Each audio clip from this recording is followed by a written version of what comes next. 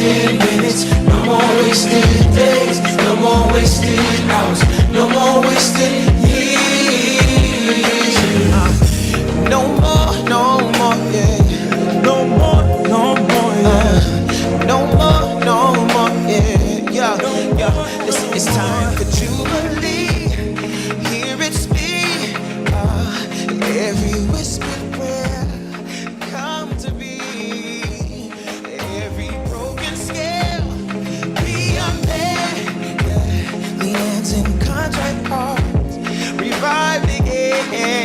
Yeah. We say no more wasted minutes, no more wasted days, no more wasted hours, no more wasted years. No more wasted minutes, no more wasted days, no more wasted hours, no more wasted years. When the splendor falls, all things must come to light. Come to light, to light, to light. Come to light, to light, to light. And when the splendor falls, all things must come to light. Come to light. Come to light. No more wasted minutes, no more wasted days, no more wasted hours, no more wasted years. No more wasted minutes, no more wasted days, no more wasted, no more wasted, no more wasted. Right on time.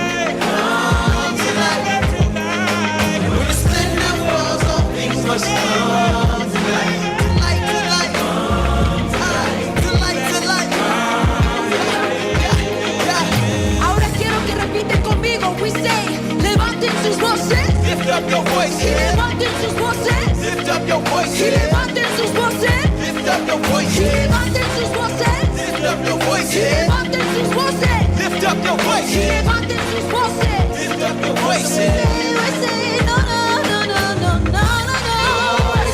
No more wasted days, no more wasted hours, no more wasted years. No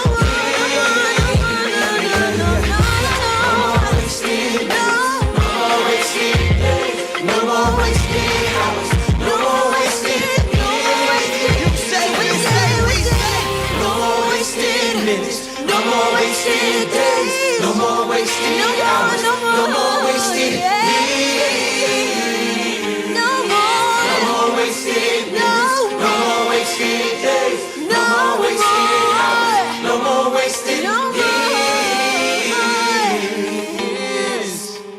Yes, what's up? Y'all give it up for my sister Nikki, my boy B-Joy, my boy So Chill, and the man himself, James Pack. My name's Royce Lovett. We are Common People, and we're bringing you the sounds from the lyrical underground, the spiritual underground, dedicated to them that always had a sound, but it never got around. So we gotta put it down. Tell me, can we kick it now? Say, I'm on my way. I'm on my way. Say, I'm on my way. I'm on my way. Say, I'm on my way. I'm on my way. So chill on his way. Here we go, here we go. Say, I'm on my way, yeah. I'm on my way. Yeah, I'm on my way, yeah. I'm on my way. Yeah, I'm on my way. I'm on my way. My boy James on his way, on his way, on his way. My Lord, my Lord. So many empty tears falling on the floor. No more, no more. I might be limping, but I'm kicking down the door. I'll be on my way. I'll be on my way. I'll be on my way. I'll be on my way. I put the message in the bottle, few words I couldn't swallow. Funny how the alphabet yesterday and touched my tomorrow. Damn, fam, can hurt you more than the curse. Black folk ain't got a whoop, rims on a hearse. I feel intense like Indie Gas and Willie Lynch.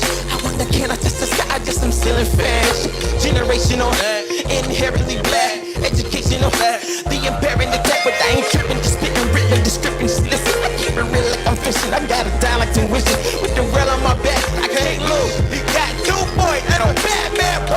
I'm blasting. I'm on my way. I'm on my way. Yeah, I'm on my way. I'm on my way. Yeah, I'm on my way. I'm on my way. I'm on my way. I'm on my way.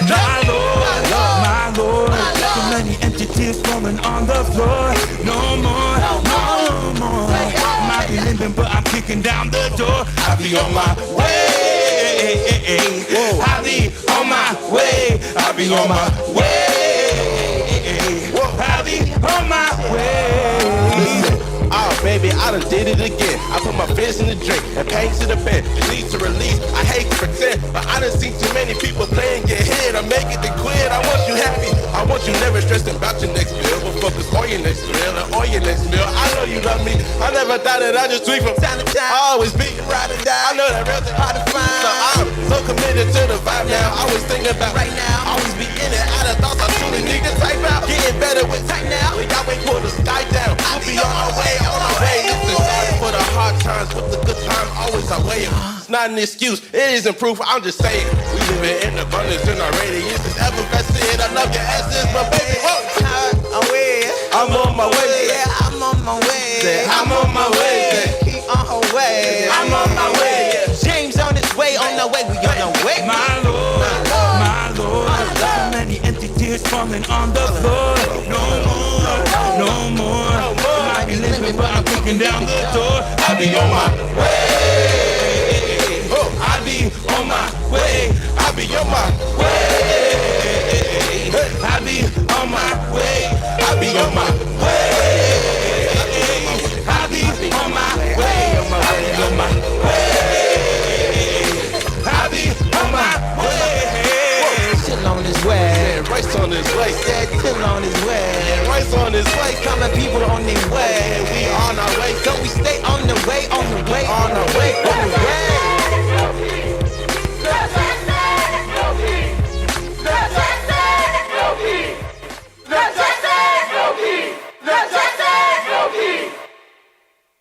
I don't know justice. And I haven't met peace. I mean, I was told that I met her. I was told that peace lives around here, but I think they must be confused. Confused with silence, perhaps. In fact, I asked silence, and she said, Nah, young man, peace don't live around here. I don't even look like that queen. She sings and carries a big sword with a smile so clean. Her hair is natural and it rings like bells. And in heels, she's just a little taller than justice. so I don't know justice. And I haven't met peace. And she said, Justice. Justice's arms are long and his embrace is strong, and you can hear every step he takes. No, not every step he asks for. Every step he takes. No, not every step that is given. Every step he takes. She said, Go back. Go back and let them know that they got me wrong. I am silent. My cousins are dumb. hush, Mute. quiet. Settle. Shut up. Sit still. You know them. I don't know justice. And I haven't met peace.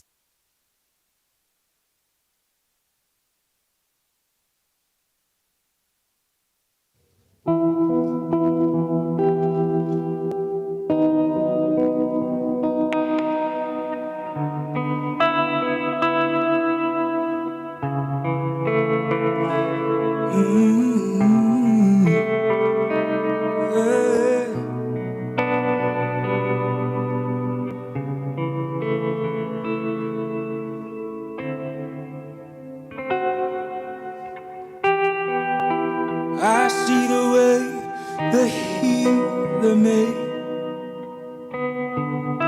We'd rather have the disease instead. It's bleak, but it don't have to be this way.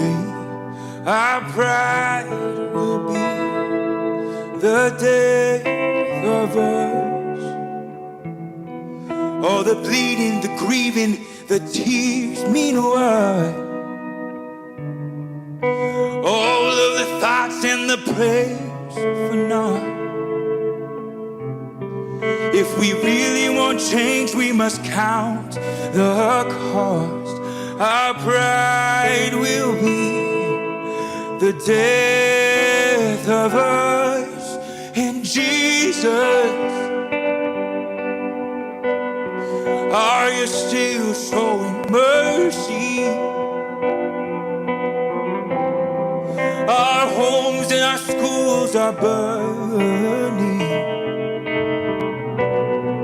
Will you still hear our prayer? Our prayer. And Abba,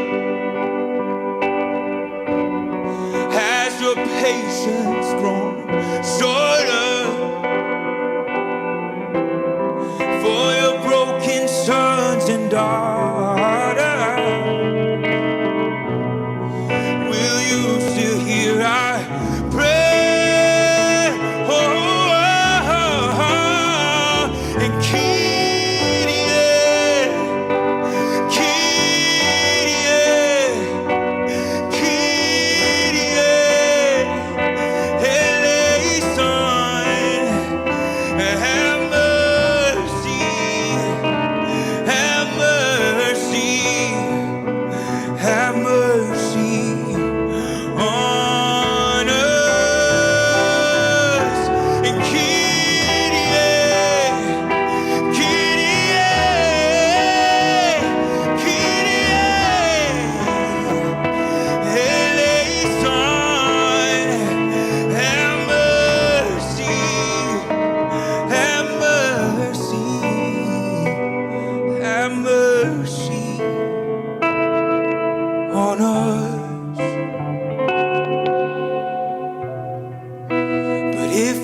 And as you prophesy, you will derail us from our demise. But if we fail to unveil our eyes, our pride will be the death of us.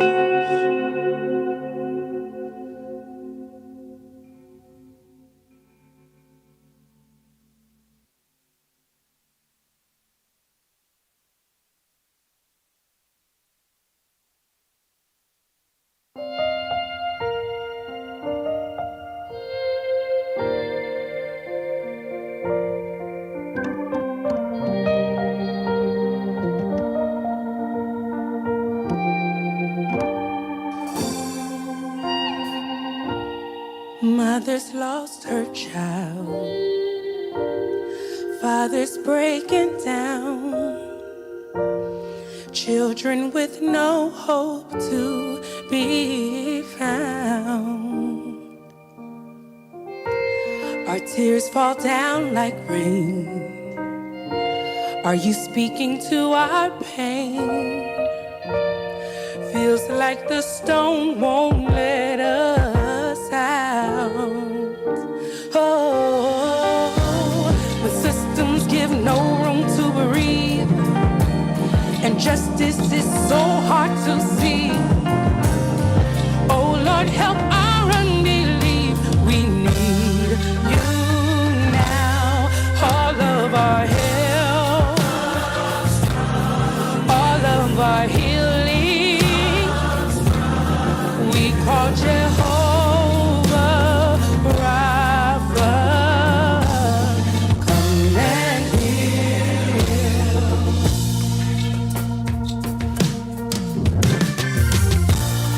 Pushing through the crowd, you know where healing can be found. When it's just one touch of your ground. Yeah. When systems give no room to breathe, and justice is so hard to see. Oh Lord, help our unbelief. We need you now. Nuestra ayuda comes from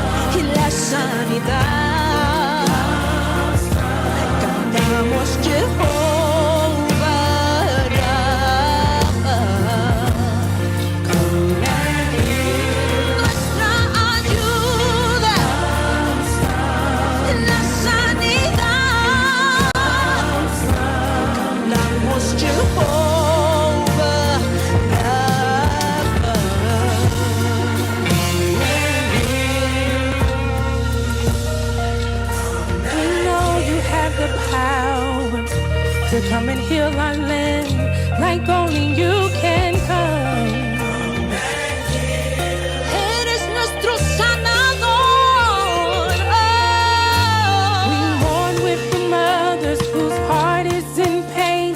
We stand with the fathers in their holy rage. Jehovah Rapha, come and heal. We sing with the children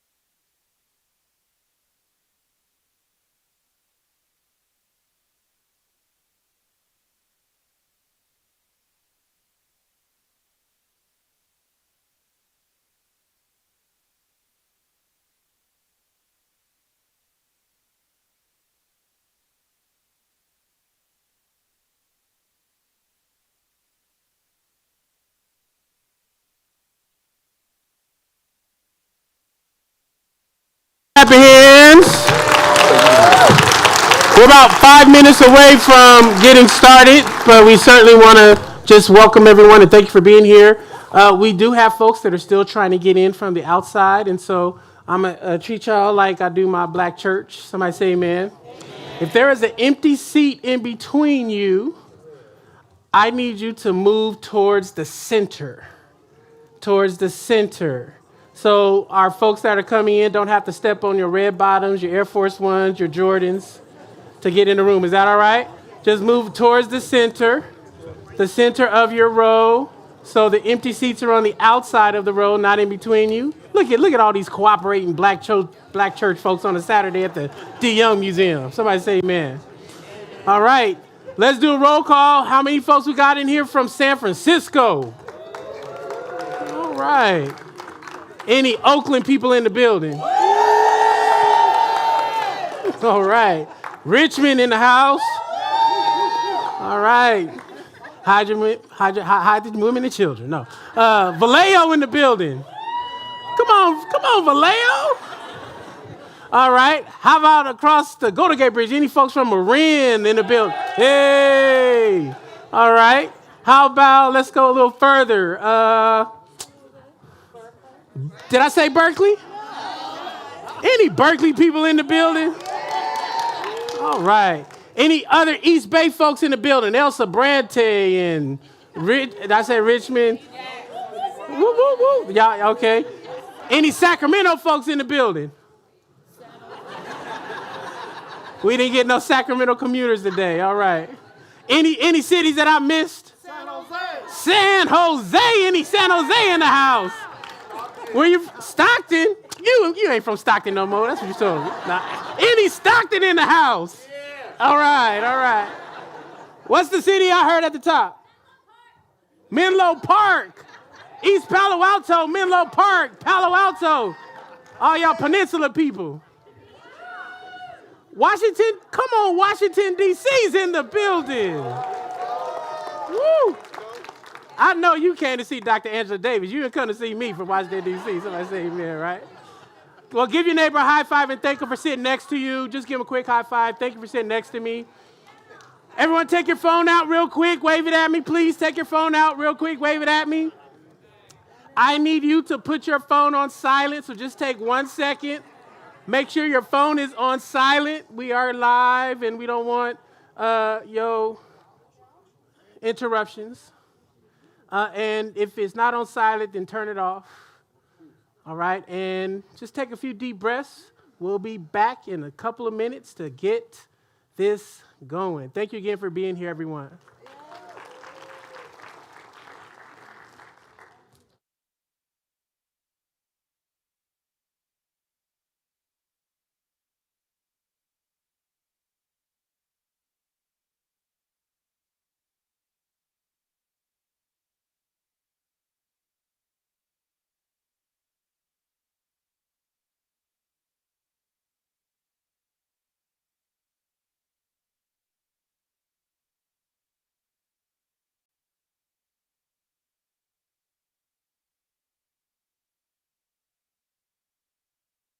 LW, clap it up for them. We're so grateful for their support. Yeah, thank you. Thank you.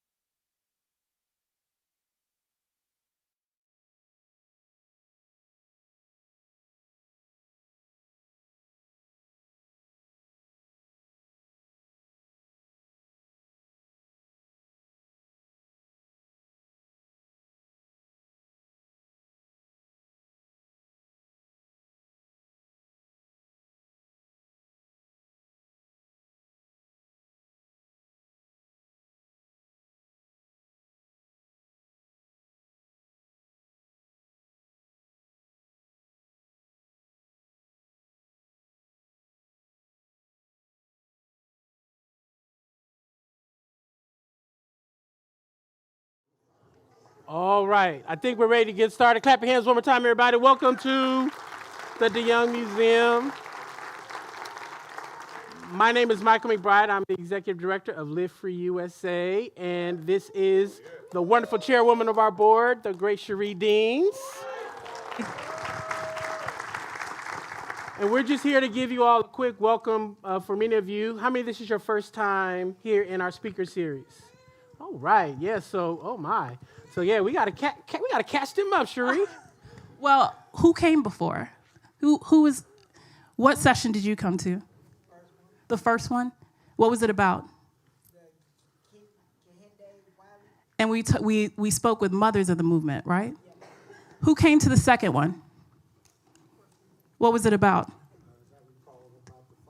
Yes. How about the third? All the way in the back in the white shirt. What was the third one about? It was about intersectionality. Mm-hmm. Yes. And we are on the fourth. We're on the fourth. So I want to thank everyone at the DeYoung Museum that has supported us. I would describe it expanding the nature of the work that normally happens in this room. We have brought some very, very daring topics, not daring to us, but not the normal thing that happens in a fine arts museum. So I just want to appreciate them for creating that space. I want to thank Google. Where is Adrian? Yes. So I wonder if you'd be surprised that this entire thing was funded by the Google Foundation, yes, which is just extraordinary, yes, that they would pay to give voice to these kind of revolutionary thoughts. So I really appreciate the bravery that it takes to let us do what we've been doing. And I want to thank you for coming. There are a lot of things you could be doing this Saturday. I was here yesterday and it was beautiful. Today's not so much, but I know that these days are precious. I know that the time that you're investing to learn and to grow and to expand your thinking is precious time, and we intend to use it wisely for the next hour and a half. So thank you for coming. Absolutely, and we want you to know that part of our hope for today, as it has been for the whole series of conversations, is to expand the possibility and the capacity of all of us to hold the whole. And the whole certainly is much larger than our four friends and people we like. It is much larger than your own experience.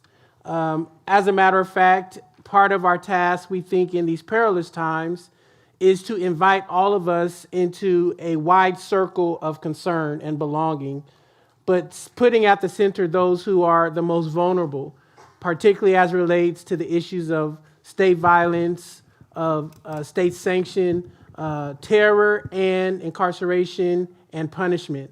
And so this exhibit, hopefully, as we have said many times before, has literally called all of us into this room from very different places. As a matter of fact, if some of us saw each other walking down the street, we would not even speak to each other. And yet, Kehinde Wiley's work has called us to this space. Our hope is that when we leave, we will be more inclined to not just speak to each other, but build a future that is grounded in liberation and inclusion for all people, and do the work that literally dismantles the predatory systems and sensibilities that make all of our lives vulnerable to the violence of the state at the hands of the elites. And so we're so grateful to have you here. I also will just say, many of us have been a part of this conversation longer than others. This exhibit perhaps is becoming a politicizing opportunity for some of us to join the struggle for liberation. And so as we join, or as we continue our work, we do this in the names of so many people who are not able to be here today. There's not been one day in the history of our country where dark-skinned bodies and indigenous bodies have not been subjected to arbitrary violence at the hands of the state. And there's so many folks who are in this room who have been holding the pain and the weight of that. My hope is that as many hands make the load lighter, we'll leave with maybe 300 more folk who are willing to hold that and hasten the day where no one is literally victimized by this violence. So welcome. Black August is the theme. You're going to hear a whole lot of folk help you understand what Black August is. It's very different than Black Thursday. Somebody say amen. It's very different than probably a whole lot of sacred days that you may have on your calendar. And so open your heart, open your mind, and we'll be ready to go. Super excited to bring our first set of guests up to help have this conversation, but turn attention to the screen, and you'll get a chance to get your palate wet for a great conversation. Clap it up one more time, everybody. Welcome.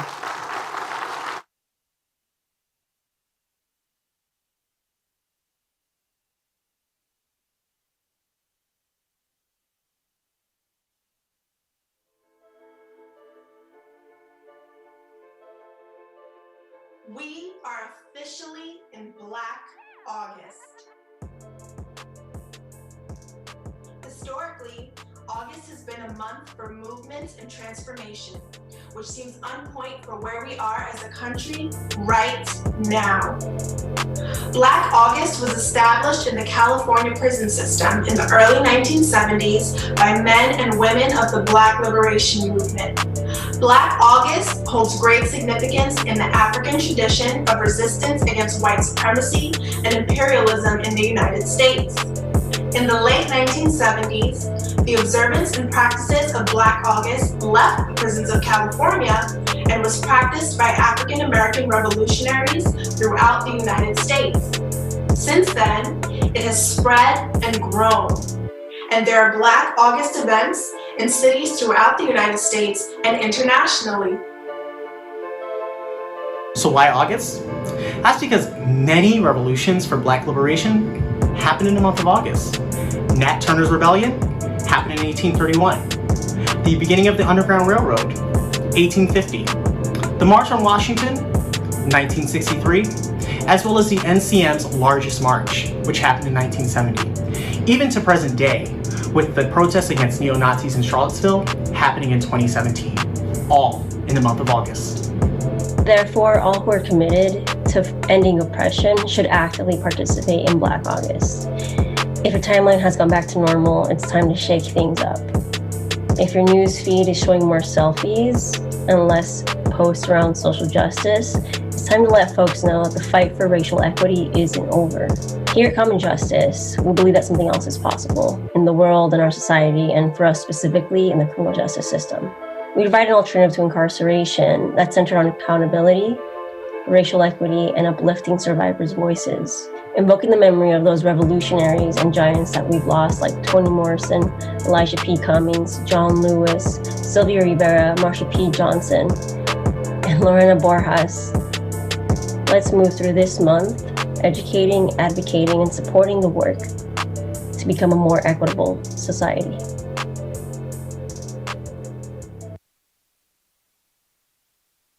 Much. So for our first session of Conversations, we're going to have, we like to call it like a speed dating style, but it's going to be speed conversation. Somebody say amen, right? And we're going to put some folks in conversation with each other to help give us some insight on Black August from their particular situatedness in the world. And hopefully it creates more and more space for us to fill in some gaps where we can leave much more educated and committed to the true spirit of Black August. So I'm excited to welcome to the stage first, Rosa Clemente. Clap it up for Rosa.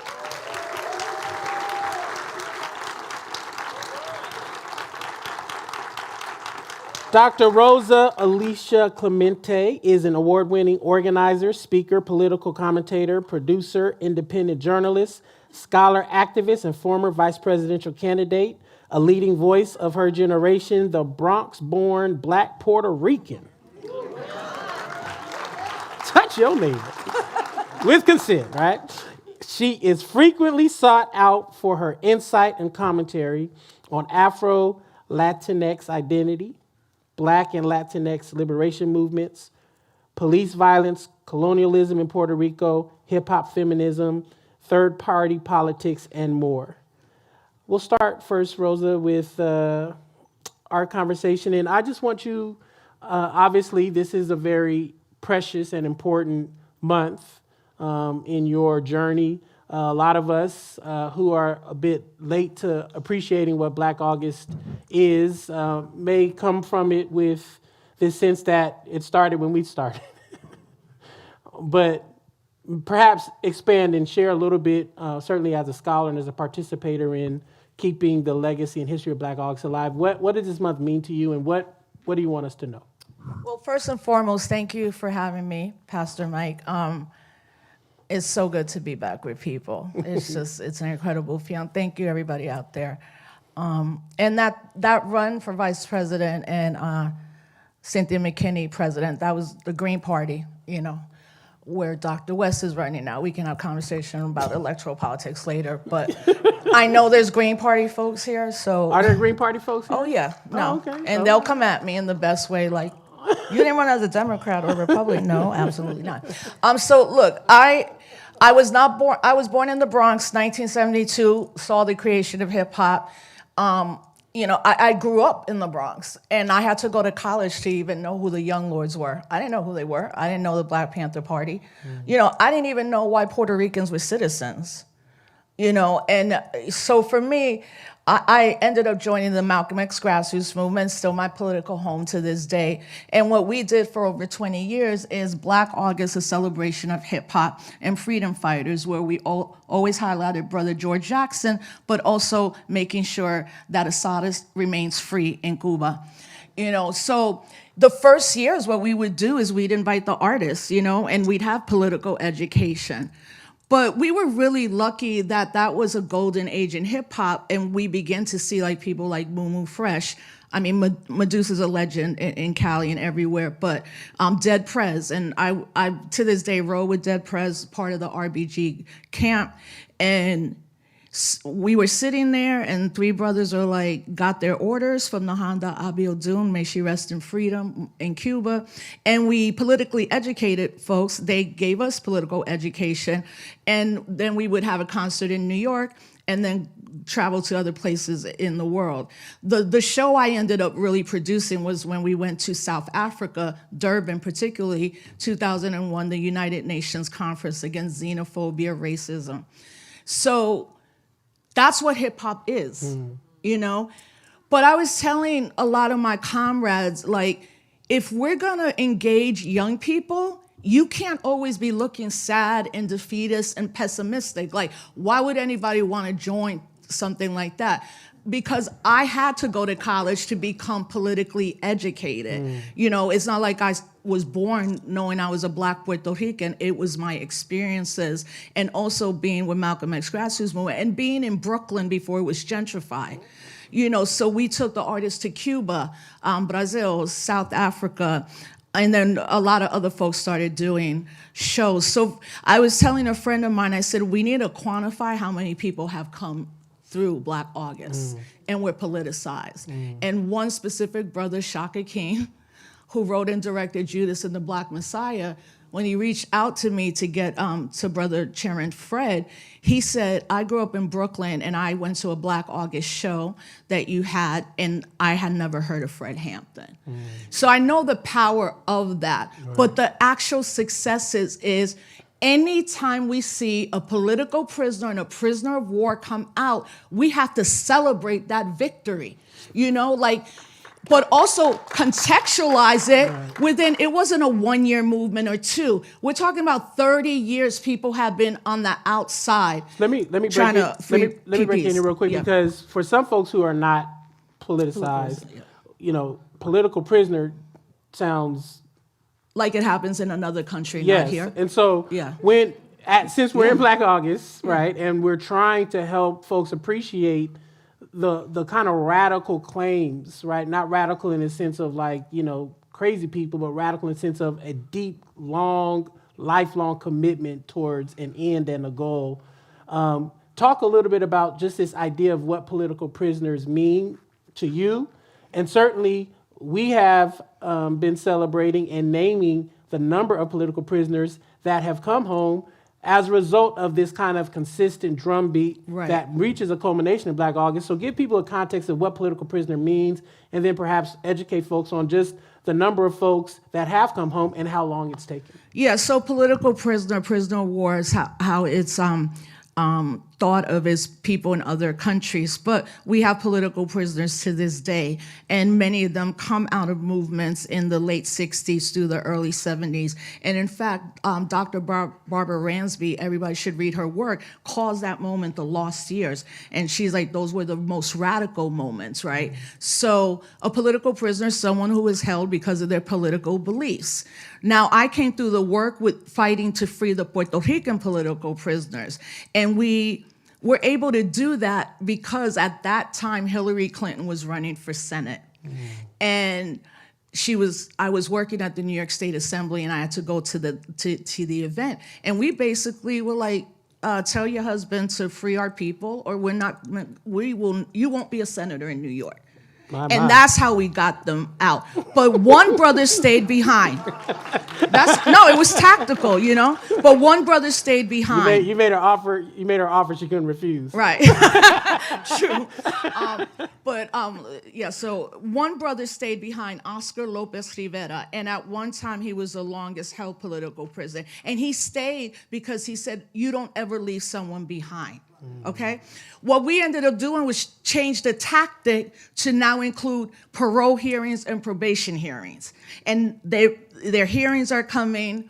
And for me, particularly Jalil Muntaquen is the political prisoner that I most have contact with. And he was released. And then the Attorney General, a black woman, Lateefah James, stopped him from being released. Then he got COVID, almost died. Then he comes out.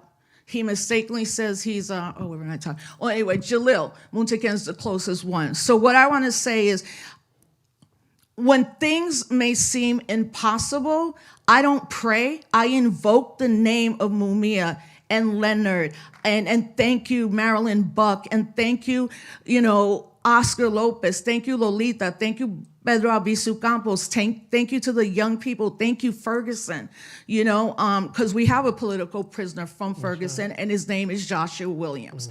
So hopefully people will understand, because we have to claim the victories. Now, unfortunately, Russell Maroon Schultz and Atulu Shakur, Tupac's stepfather, they were released because they were literally dying, and they have passed away.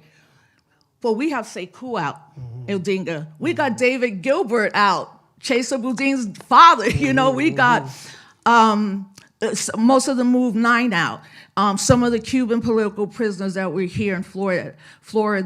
So I'll just invoke some names. Herman Bell is out. Jalil Muntaquen is out. Oscar is out. The other Puerto Rican prisoners are out. Sundiata Akoli, who was Assata Shakur's partner, in the struggle. And I'll end on this. I think 3 weeks ago, there's so many hip hop events happening, and Dead Prez performed in Brooklyn. And my comrade Lumu Vandelli said, I don't think they've met Jalil. I said, no. He sends me a picture with Herman Bell, Sundiata, Sekou Odinga, with Dead Prez.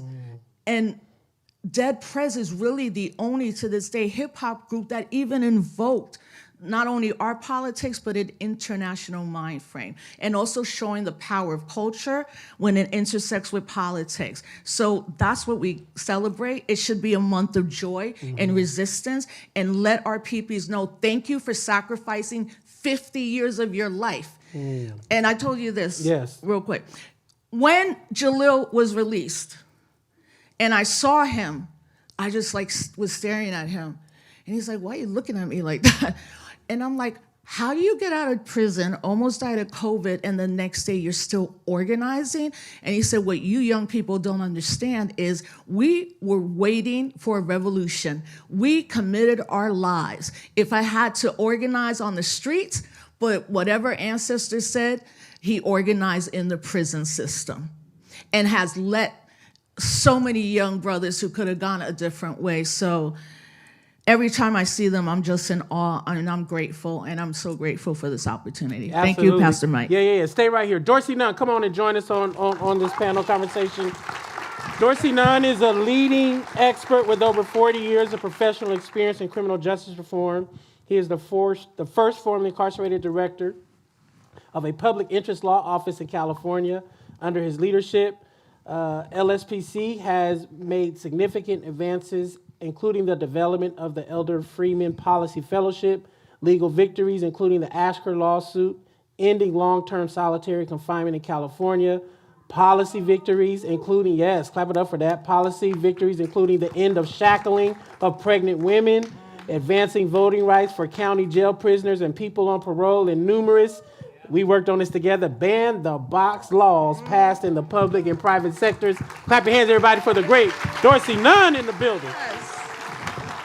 All right, I'm cutting right to it, Dorsey. I'm cutting right to it because we can be here all day and we can't because we stayed there all night last night, but we can't do it today. You were in San Quentin during this period of time of the original uprising that has been memorialized, called Black August.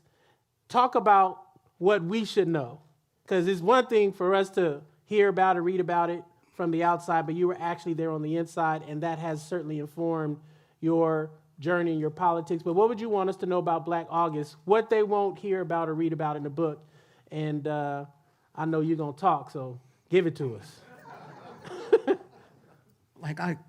Excuse me. I got to first center myself just a little bit because I start cursing. And I just learned how to turn off my cell phone. You inspired me to do that, Angela.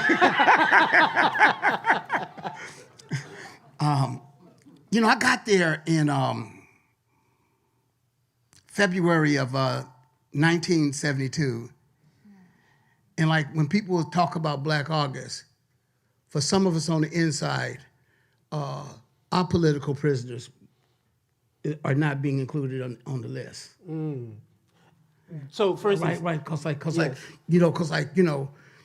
the hell did we call George Jackson? Mm. What the hell did we call Rachel McGee? Mm. That inspired Black August. That's who inspired Black August. The death of them inspired Black August. Mm. Man, we was on the yard when we was being tortured. And the people in the months and our heroes gave us strength. It gave us inspiration. Angela, you don't know how many nights I dreamed about you. It's not that kind of dream. I didn't dream about the natural. I dreamed about the courage. Like everybody fell in love with the natural. I fell in love with the courage. Mm. It's good.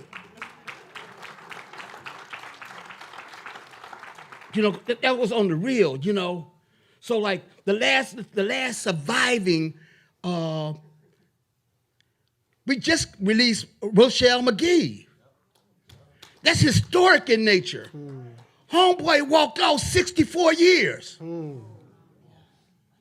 When we talked about closing Pelican Bay short quarter, who was there? It was the people who wasn't necessarily political prisoners going in. They was politicized. Mm. Right? They were the people they put in the hole. They were the people they were still putting in the hole in the event that they read George Jackson's book. Mm.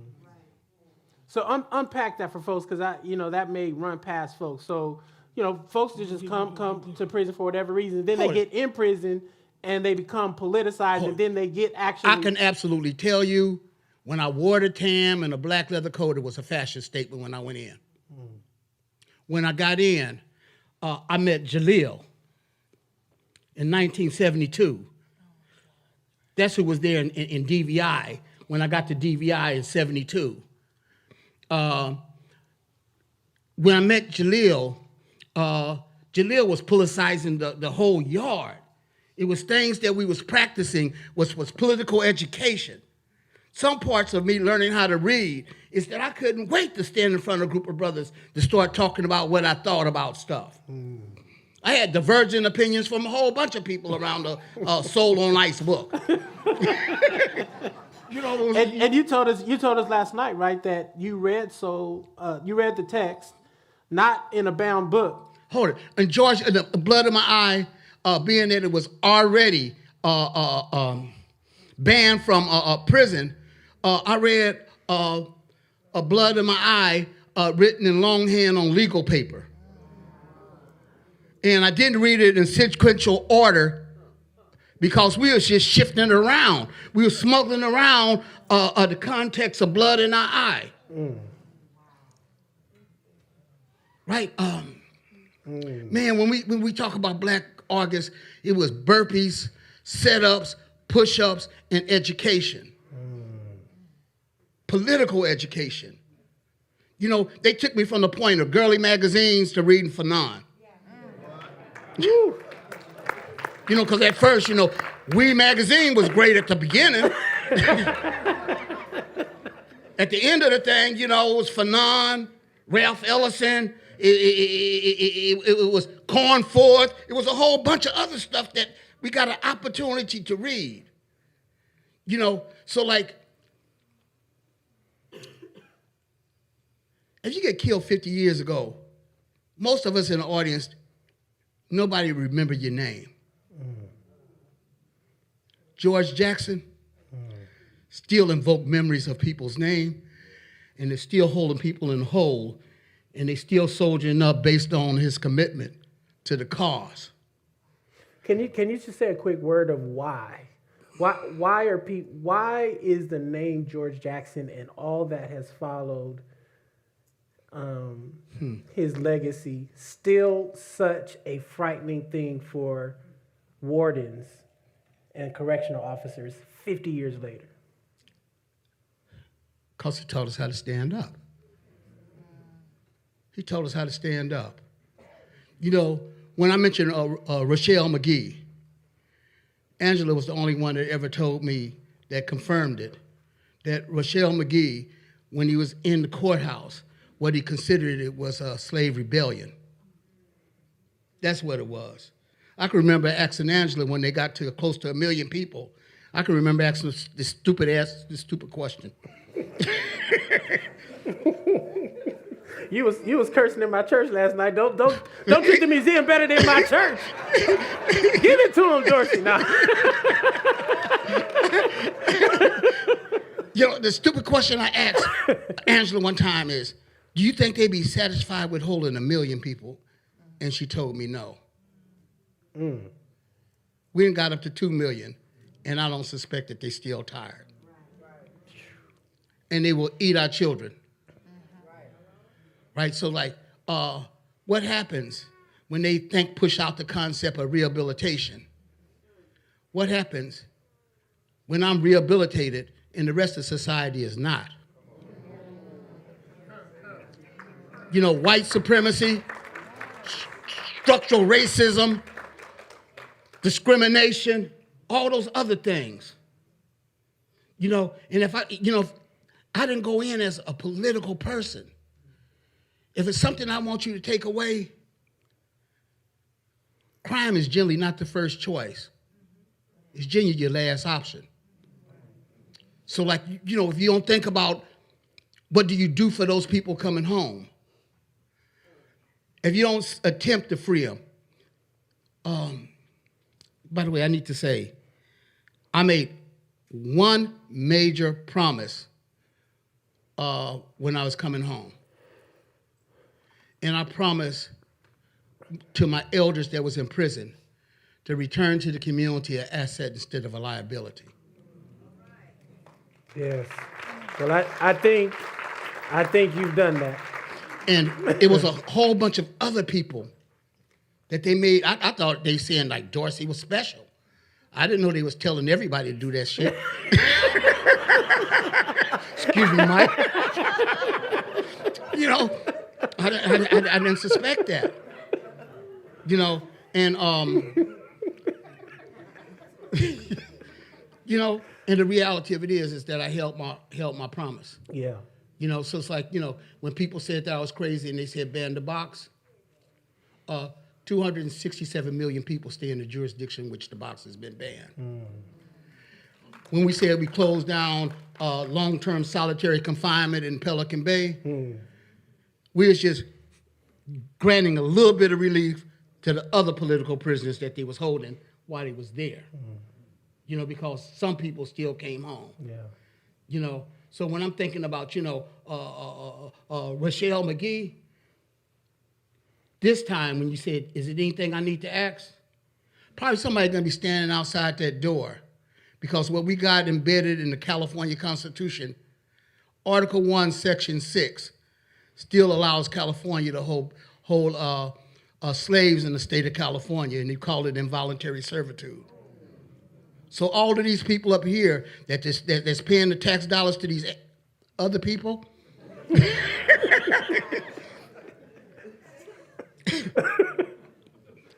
you're paying them to hold slaves. And just because they don't have out picking cotton, if the state of California got $14 billion tied up into the Department of Corrections and theoretically rehabilitation, you got a large bill that you're paying, and your kids could be going to college, old people could be getting fed, you could have public housing and doing a whole bunch of other stuff other than torturing people.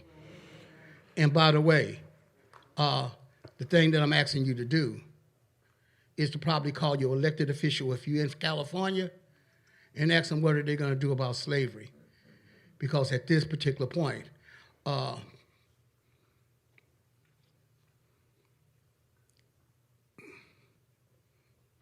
Attica, they were struggling and making a demand that they would be treated like human beings. I know we didn't build a whole movement, but have we genuinely made progress? Because some of the demands that we're making, we've been making those demands for over 50 years. So like, I didn't talk enough, and I'm just thanking God that I didn't cuss as much as I normally do. Dorsey Nunn, everybody, clap your hands for Dorsey.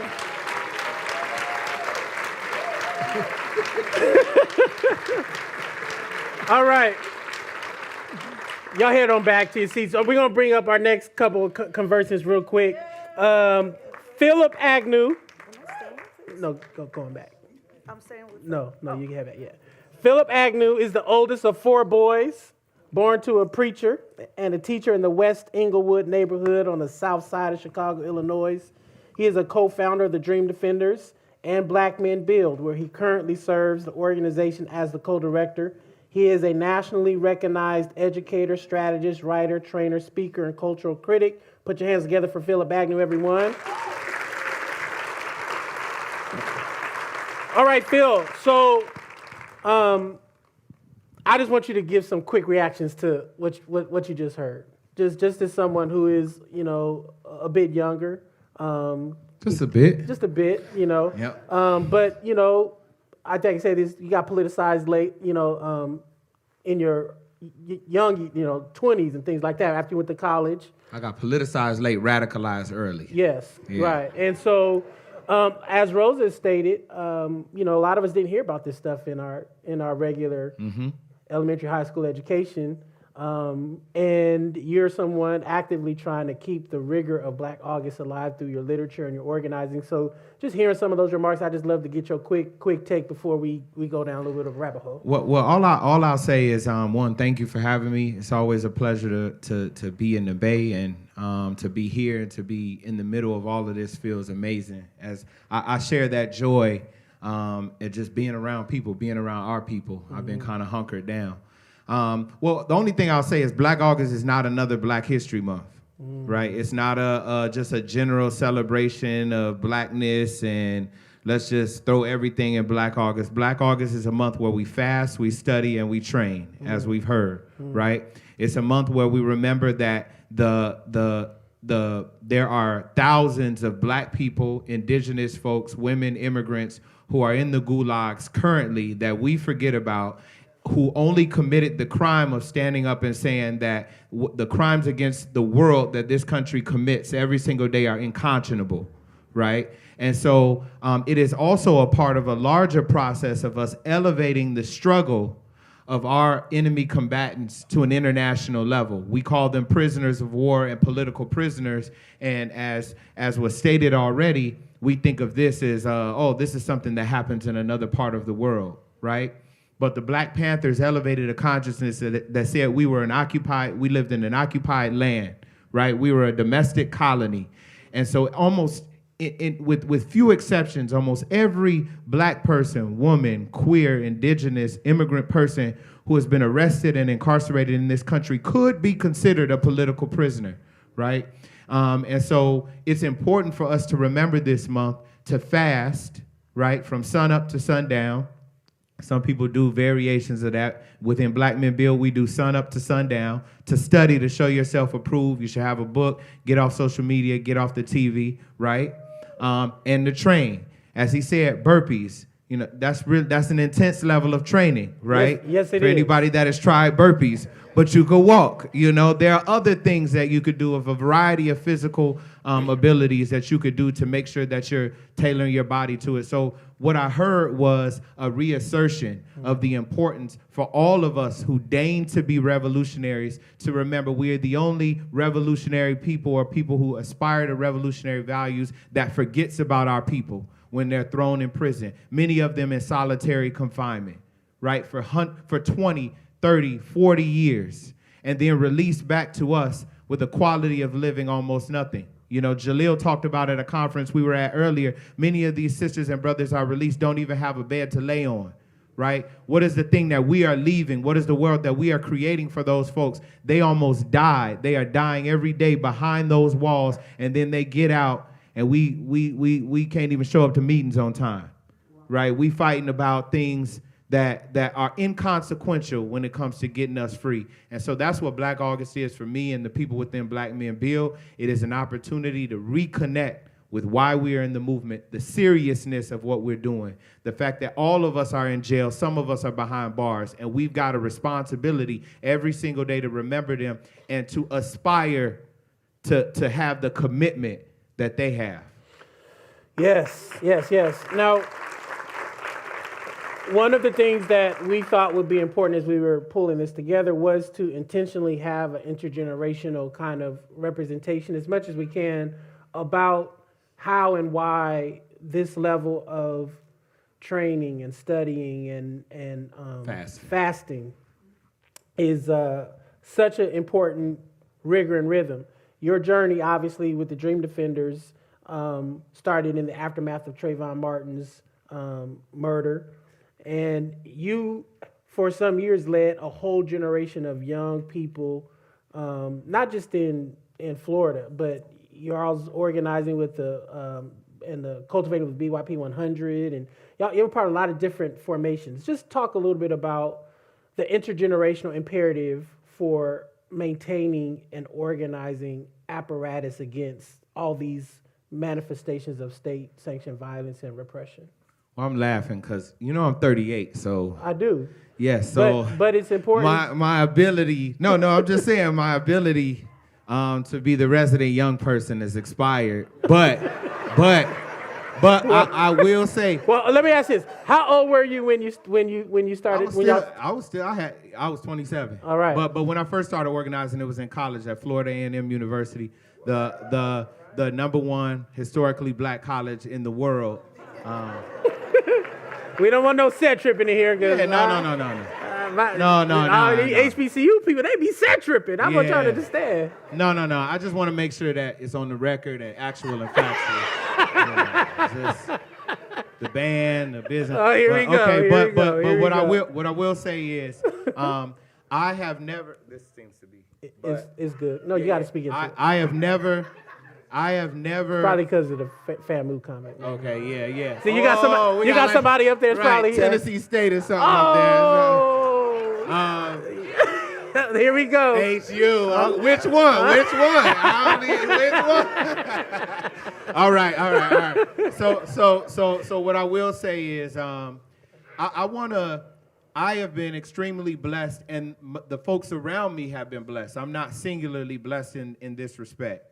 I have never been a victim of the adage that the older generation don't want to talk to us, they don't want to listen to us. And from the time that I've been a part of the movement, whether it was in college, whether it was after college, I have been extremely blessed and edified by our veterans in the movement. Whether it be SNCC, whether it be Black Panther veterans, whether it be Dr. Angela Davis answering our call and email and becoming a board member for the Dream Defenders. For me, there are years of my life that I have been able to make it through depression, anxiety, confusion, a lack of direction, solely because of the words and the guidance and the tutelage and just answering a text message or email from a veteran in the movement or someone who was in the movement of, a year before me. Rosa has been there for us all the way from the beginning. And so for me, what I would say the importance of intergenerational communication and dialogue and building of a movement is paramount. One cannot hope to move our people forward if we decide that the learnings and the blueprint and the successes and the failures of the people that came before us are no longer relevant to what we do.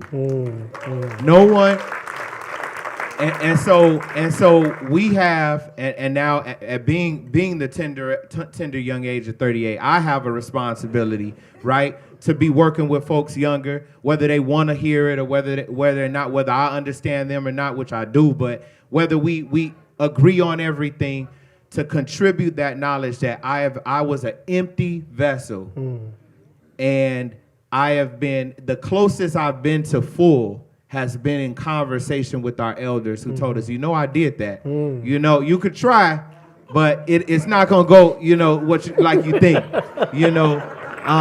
Would you agree, or do you resonate with this feeling some of us have that there are forces trying to pit the youth against the elders? Absolutely. Look, our opposition is quite intergenerational.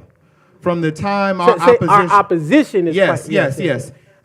From the time our opposition has offspring, they are training them up in the way of empire, right? In the formalities, in the way to devise your institutions, in the way of language, in the way of economy. And so for us to hope to beat them in the battle, we have to be. And so our opposition uses, their playbook is quite simple. They are not gods.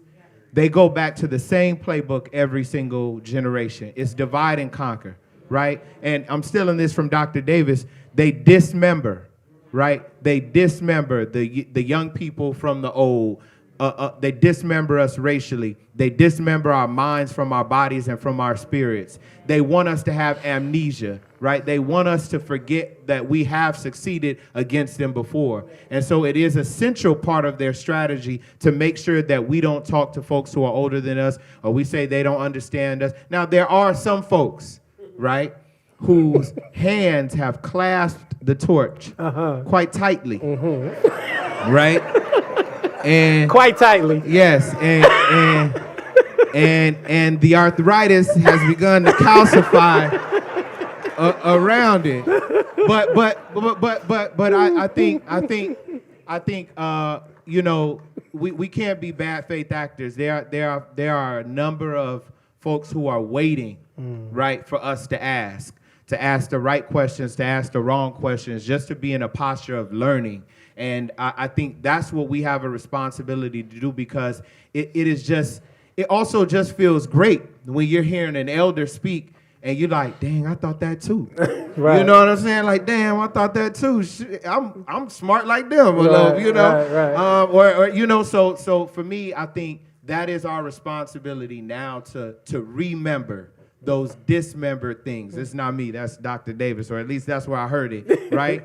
To remember those dismembered things, to remember our connection, right? And if I don't get another opportunity, I want to say that is another brilliance of this exhibit, right? I had the opportunity a few weeks ago to be in Peru, right? And to go on a journey with ayahuasca, right? And one of the things that they taught us in that journey, right, is that the plants are calling out to us, not the reverse. right? To remember the knowledge that they want shared with us, right? And so to be in this exhibit and see Black folks adorned in vines and adorned in the plants and adorned in nature, it is not a new thing. It is not a confusing or a, wow, how did those things wind up together? It is a return. And so that is what this moment is calling for us to return to that which is already ours, right? It is already our destiny to have it. We just have to reach out and take it and grab it. Phillip Agnew, everybody, clap your hands for him. All right, I'm running behind, so I'm gonna just hurry up and get no stay. No, you stay. Because speaking of this intergenerational kind of passing the torch without the hands calcifying and not, Lateefah Simon, come on to the stage, is a 25-year veteran, organizer, nationally recognized advocate for civil rights and social justice. She is also an elected member of the Bay Area Rapid Transit, that's the BART for all y'all that never knew what BART stood for, right? Board of Directors and the president of the Meadow Fund. Lateefah has also worked as the executive director of the Lawyers Committee for Civil Rights of the San Francisco Bay Area. Currently, she is running for California's 12th Congressional District for the 2024 United States Congress in California. Lateefah, I don't even need to prompt you, girl, because you know what you're supposed to say. You know how you're going to say it. So what you got to say, girl? I really wanted you to prompt me. You want me to prompt you? Yeah, please. All right. Please, well, please, I please. got a prompted question All right, for you. I need it, Pastor. We have, in this moment, had to endure an uninterrupted spate of state-sanctioned violence that has moved beyond someone say, this happened to me and no one was there to witness it, to being recorded on TV and people still deny it happens, to this exhibit that has so powerfully captured the silencing of Black people's lives. And there's an intergenerational element to this idea of what does it mean when our lives are so vulnerable and people refuse to believe it's happening. So I guess one of the things that I love about you, I know about you, is that in every seat you sat in, you bring the concerns of our people to that seat. Whether it's working for Kamala Harris, whether it's working for the Lawyers Committee, whether it's working for the Bay Area, the women's Young Women's Freedom Center is in the house today. Yes, I know. I just had a brain freeze. The Young Women's Center, whether it's BART, whether all of these different places. And so for someone who perhaps may not consider themselves to be an organizer or this kind of, revolutionary in these ways we describe it, caricature it, what keeps you bringing the concerns of your people to every one of these spaces without compromise? Faith. Say more. By the way, disclaimer, this is my pastor. He married me to the love of my life, and he also eulogized that man. I love you. Buried that man, Kevin Weston, so I bring his energy into the room today. I appreciate a good organizer is someone who deeply studies. And we have the brilliant opportunity to hear from Dr. Davis. If you haven't given it up, give it up just before she comes on. Because for us who have committed our very lives to the liberation of our people and to the diaspora of all indigenous people, if you read Dr. Davis, she challenges us not only to sit in the pathology of the war that the state has profoundly injected in our everyday lives, she asks us to imagine and then work towards that thing. I absolutely want to work and have worked, and we all are working for a world without prisons. And she pushes us to think, well, what would that look like? If children every single day leave skipping down the street on a bus to a school with teachers that are paid in the 6 and somewhat 7 figures, if there's food in the morning and the books are beautiful, if they are told about their inherent understanding about their linkage to their God, to their great-grandmother, if they come home and mom is home by 3 because she's paid well, if grandmother has the beauty to be taken care of by staff members who love her as she is dying, You don't have to have young men and women making life or death decisions on corners around the world. So then we can imagine a world that doesn't put people in cages for making bad decisions. So why I was so humbled that you asked me to be here today, because it was almost 30 years ago that Dr. Davis asked 3,000 people in the auditorium of Cal Berkeley to commit our whole lives to a critical resistance, to a depth of understanding that we need to be in all places. We need to be with bullhorns, right? We need to shake institutions down, and we also need to be behind the dais. That we have a critical responsibility not to just ask a man, a woman, a system to make changes. We actually have to corral ourselves and figure out dialectically how to understand law, how to understand finance, how to understand the ways in which the wicked has been built.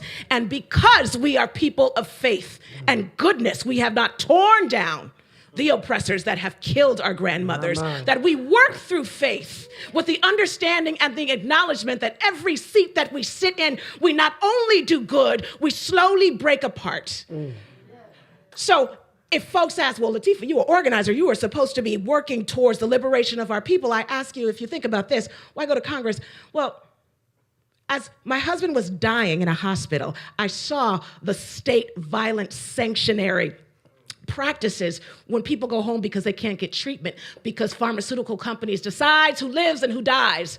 Let's not relegate Black life, let's relegate the drug companies. Let's make sure that children and their grandparents and everyone between lives in beloved communities free from deep degradation. So the answer to your question is, in this month of Black August, when we study, I think it is important to study the reality of the Greensboro massacre, to see the deep evil of state, but also at the same time, as many of us have, commit to the promise, not of this country, but to our Father.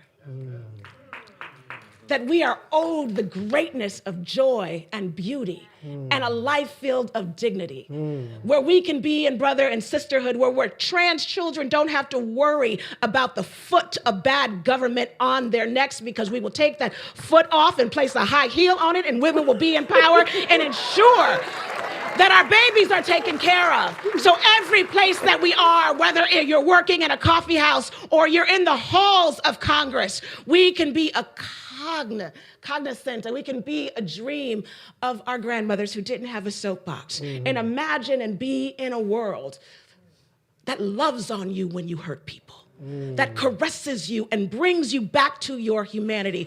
Do we know what that looks like? We have never seen it, but we will work towards that together. Come on, y'all. Come on, y'all. Come on, y'all. Come on, y'all.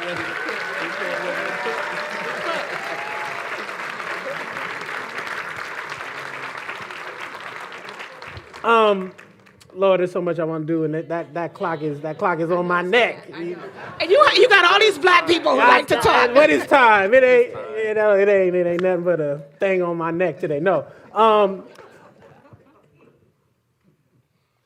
You got a chance, obviously, to see the exhibit, and this will be my final question, both of you. Then we're going to kind of move on and get Dr. Davis up here and create an intergenerational conversation with our remaining guests. But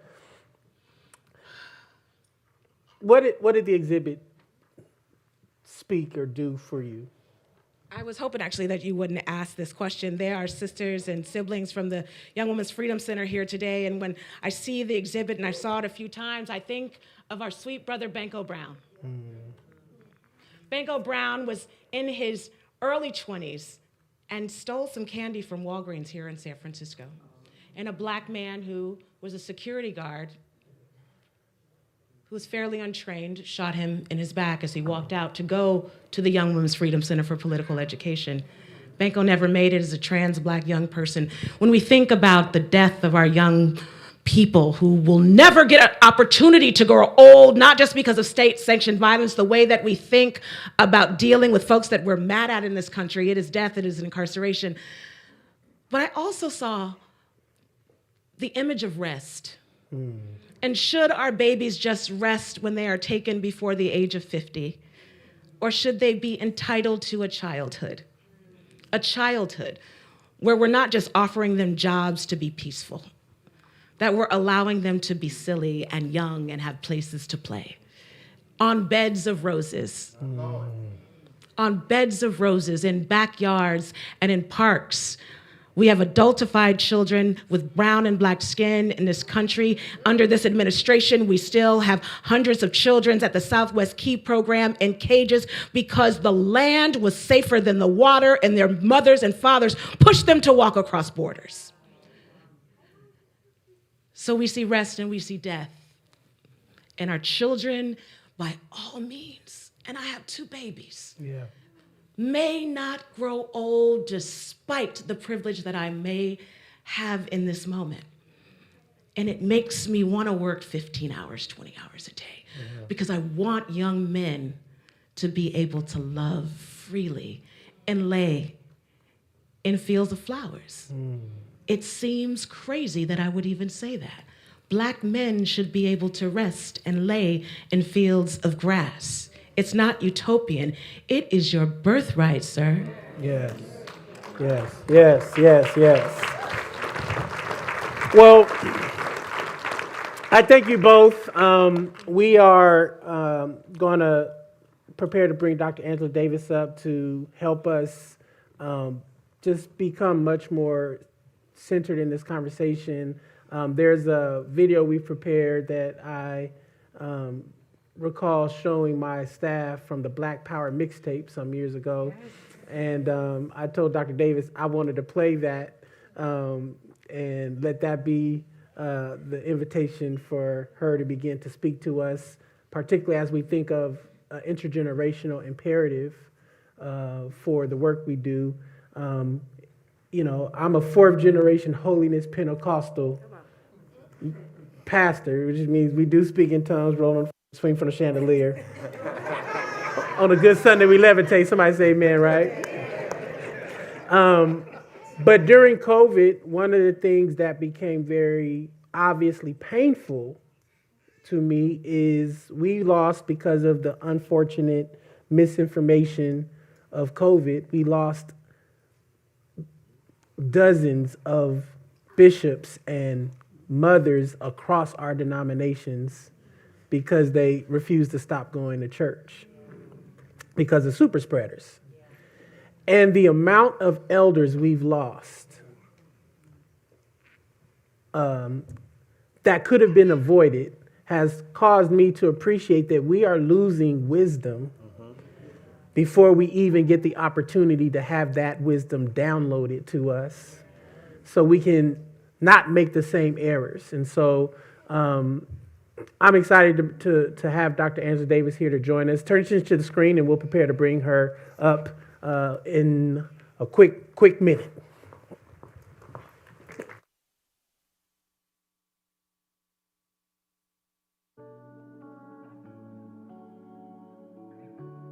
Yeah, but the question is more, how do you get there? Do you get there by confrontation, violence? Oh, is that the question you were asking? Yeah.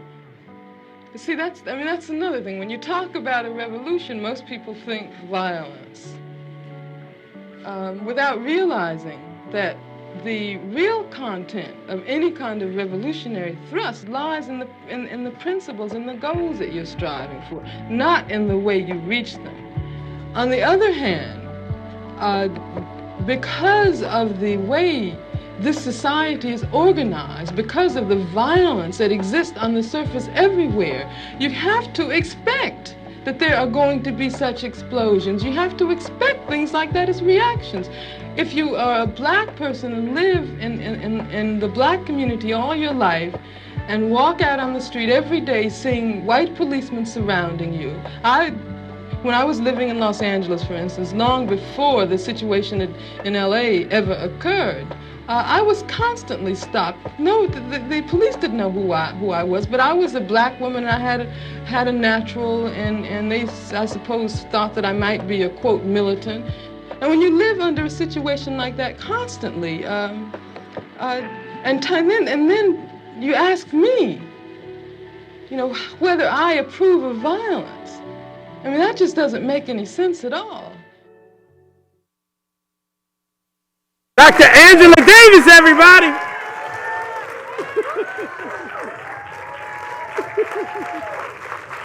Bless you. Thank you so much.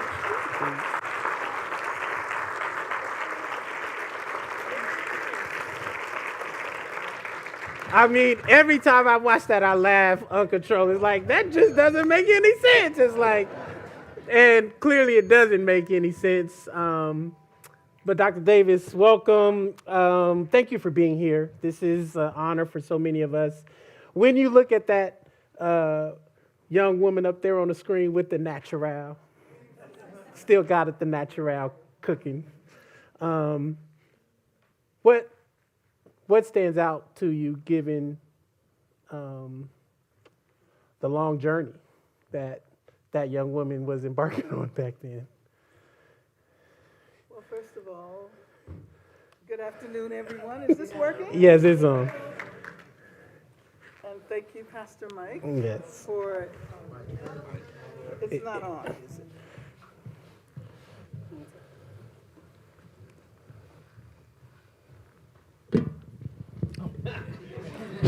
Oh yeah, this is better. Yes. So, We got to hear you now. so good afternoon, everyone.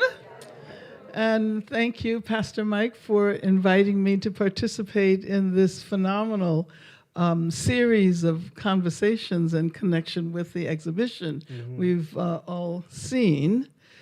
What do I think about what I saw on the screen? Yes. Well, I think there have been an enormous number of changes. A lot of changes happen, and no changes happened at all. I'm, kind of thinking inside that contradiction, and it also makes me reflect on why, even though we might feel that we shouldn't be repeating ourselves all the time, it tells me something about the value of repetition. Because, we look around and we see that nothing has really changed at all. But at the same time, a great deal has changed. We found new ways of talking about the same problems we have been confronting, for decades and centuries. But when I say the value of repetition, I also acknowledge the fact that there are new ways of discussing old issues. I listened to all of the panelists who've come before me, and I really, really give thanks to Dorsey and Phil Agnew and Rosa Clemente, and of course our next Congresswoman, Lateefah Simon, whom I met, 25 years ago? When we were organizing critical resistance, and she was involved with the Young Women's Freedom Center. Freedom Network.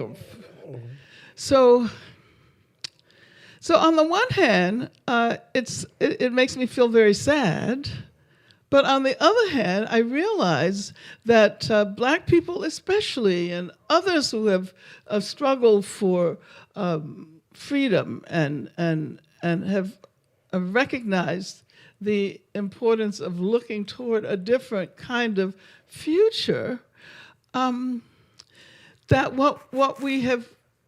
our most important successes reside in the fact that we're able to pass that message of struggle down to new generations. And that is our role, to keep that impulse for freedom alive. And like I often say, that is why the contributions of Black people in this part of the world are so important. Because Black people have, believe it or not, kept alive that impulse to struggle for freedom for hundreds and hundreds of years. Yes. And that is a phenomenal accomplishment. Yes. And perhaps even more important than that, Black people have created beauty in the process of standing up to the oppression and the pain and suffering. Yes. And I think that is what a lot of people feel about the exhibition here. Yeah, today. thank you for that. And let's turn our attention to the exhibition real quickly. Just any quick reflections about the exhibition and the role that art and image and even having something so meticulously, significantly pulled together. What is the impact of that as you think about how we continue to keep alive the impulse for the struggle for freedom? Well, did you say quick? Quick can be relative. Remember, I'm a Black preacher, so my quick, be long. No, I ask you that because it's really complicated. Yes. And I think that because we live in the United States of America and are subject to all of the ideologies that surround us, we're always searching for the quick answer. We want the instantaneous solution. We thrive on fast food and fast everything. And it doesn't work that way. Life is not quick in that sense. I guess what I would say is that this exhibition of work by Kehinde Wiley urges us to reflect on the history of art, the history of institutions like this. I wonder if there have been any other times when there have been as many Black people at the same time in this museum. Touch your baby. And so we have to thank Kehinde Wiley for bringing us together, for making it possible for us to come and reflect on how it is we move in the direction of freedom, what we have to do in order to counter racist state violence that has been with us since the very origins of our history and certainly the history of this country. But at the same time, we have to recognize that it's complicated. It's not simple. I look at the beauty of the pieces, and I wonder how it is possible to think more deeply about the work that has to be done in order to move beyond a world in which a world that is based on colonialism and violence and racism and, yes, patriarchy, which is something that we should be talking about here this afternoon. But we also have to be critical. And being critical does not mean giving up on what it is you are critical of.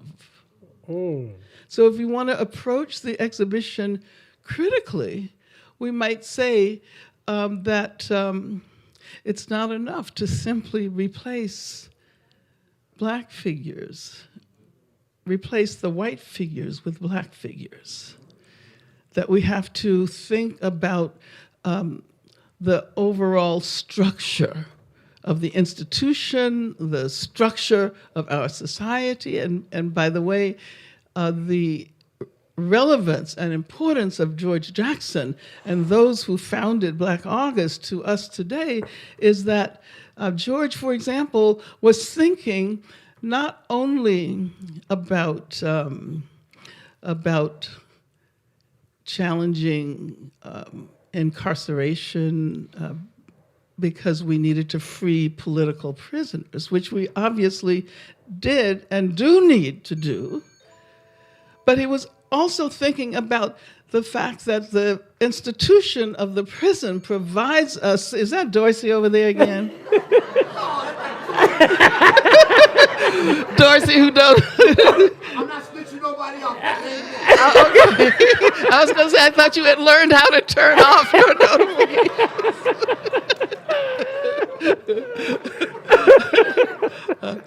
But George was the one who told us that as important as it was to free political prisoners, we also had to reflect on the institution of the prison and how structural racism is most dramatically represented in such institutions as the prison and the police. So I was saying that we have to think critically. Yes. Right. Yes. And we have to recognize the extent to which we are all very much influenced by capitalism. And I want to say that because capitalism is what is given to us. We inhabit capitalism. Our dreams are affected by capitalism. I was going to wear my my Jordans today, but but I said no, I can't be doing that.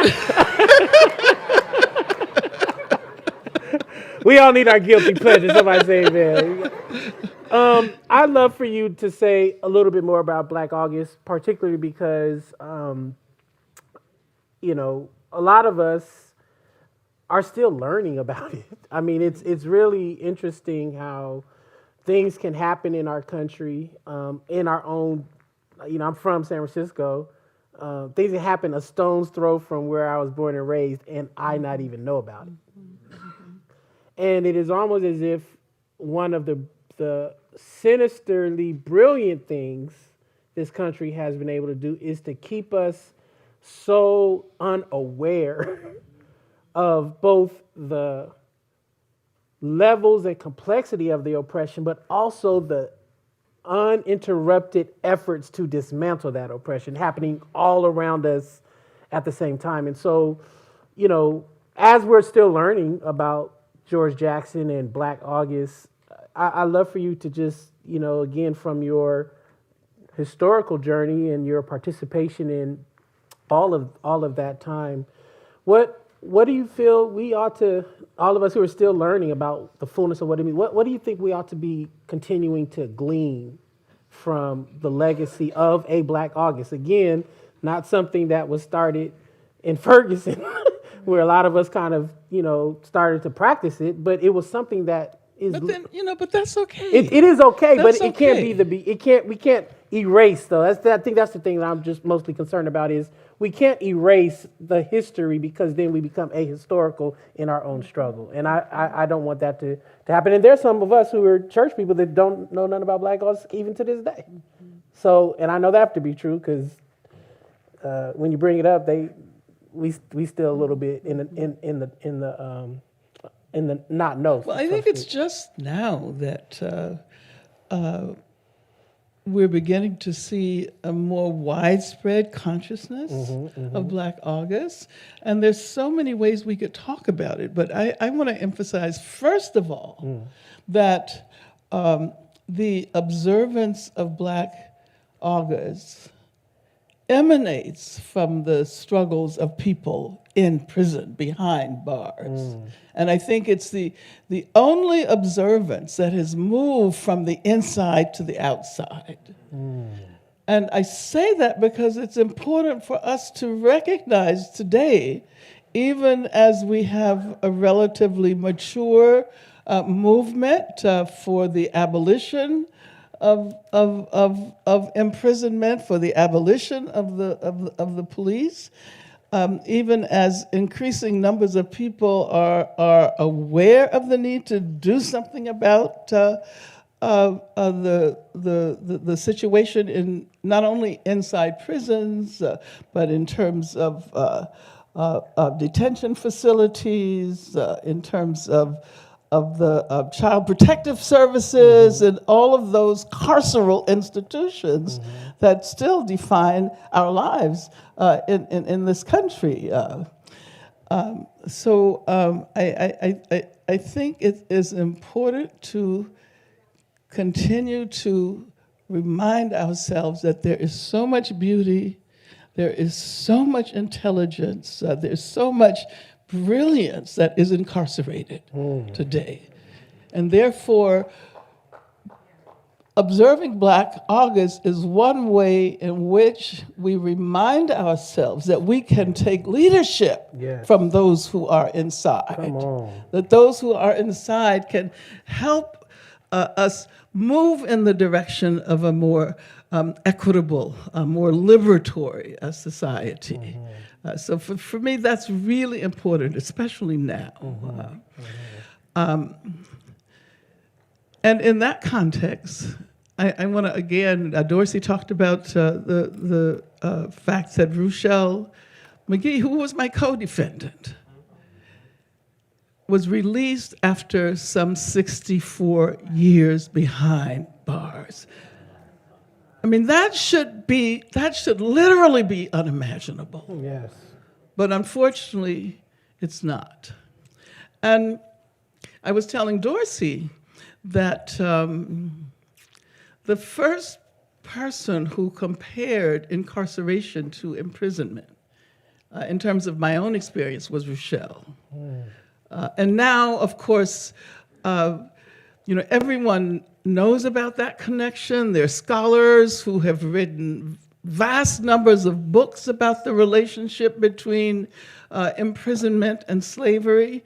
But it was Ruchell McGee who first, in my own experience, began to talk about that connection. And I am so happy. I'm very sad that it took 64 years, but I'm so happy that he will not be compelled to spend his last days and his last hours behind bars. Yes, yes.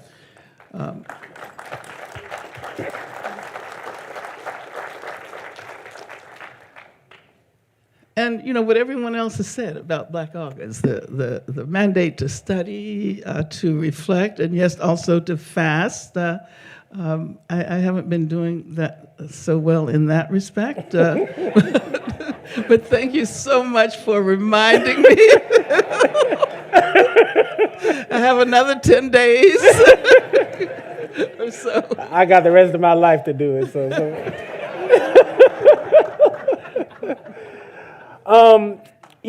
One of the concerns many of us have in this moment is the way in which narratives around crime are being used by lots of folks, elected officials, business folk, church folk, neighborhood folk. You go to a neighborhood meeting in some parts of our cities, or if you go on that Nextdoor app, I mean, you just find a narrative about crime easily being weaponized in ways that I remember when I was in high school in the 90s, and the tough on crime era just literally swept through Hunters Point and took many of my friends, just off the streets like overnight.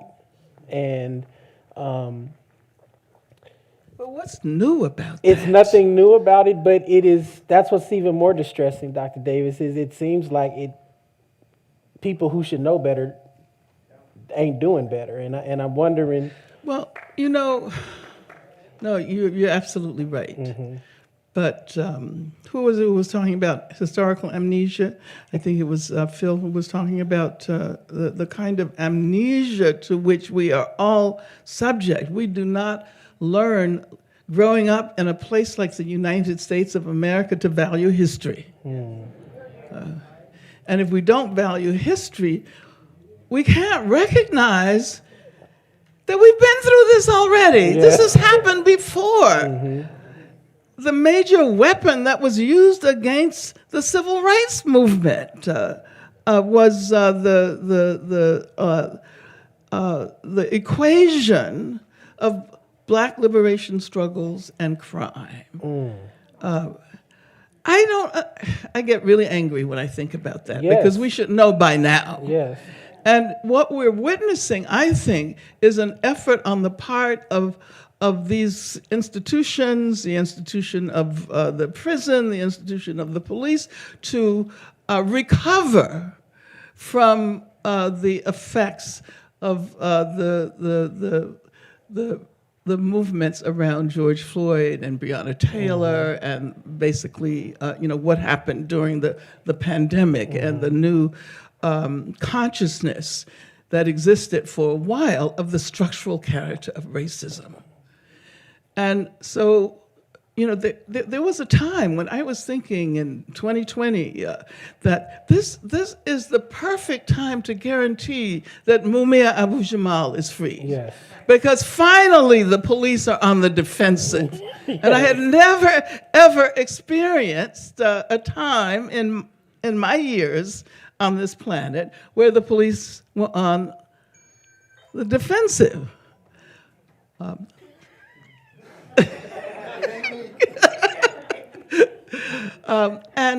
And so they are attempting to recover their losses, and they're doing it by calling out again, relying on this method of what Frederick Douglass called imputing crime to color. So we want to go all the way back to the period of slavery. Frederick Douglass recognized how easy it was to use those so-called anti-crime weapons against Black people. And an important element of racism is the criminalization of Blackness. That's right.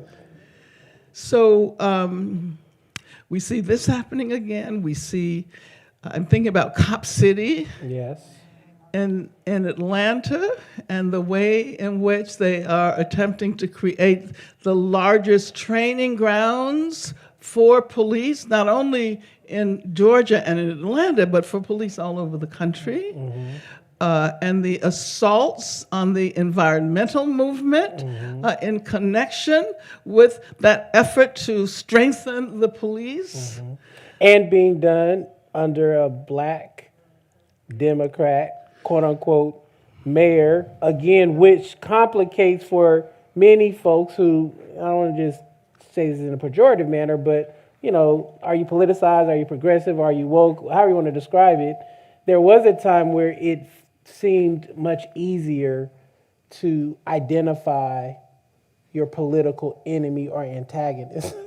And now it appears that we no longer need Bull Connors in order to pass a Cop City or in order to, clear homeless encampments, unhoused encampments out, or in order to unleash unaccountable policing on poor Black and brown young people. We don't need Bull Connors anymore. We have people who claim to be our political champions. And that confuses so many folks who are literally, and I say this with a deep sense of sensitivity, we do a lot of anti-gun violence work all across the country.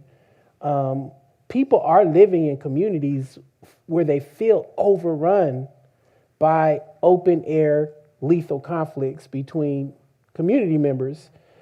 So much so they're afraid to leave their home, afraid to have their kids go to the park.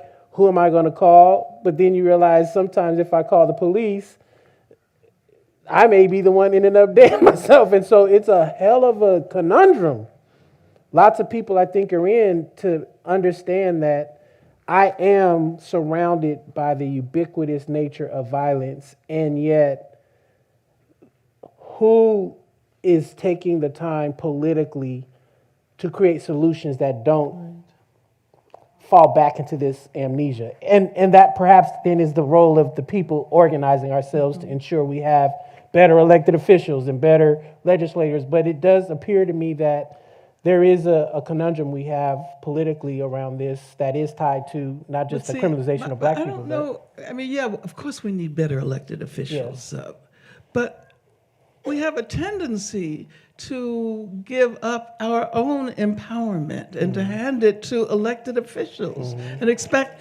And I mean, I know that Lateefah understands this, that one can only be effective as an elected official if there are those who are willing to do the organizing work and do the demonstrations and do the community work that is necessary to keep the elected official on track.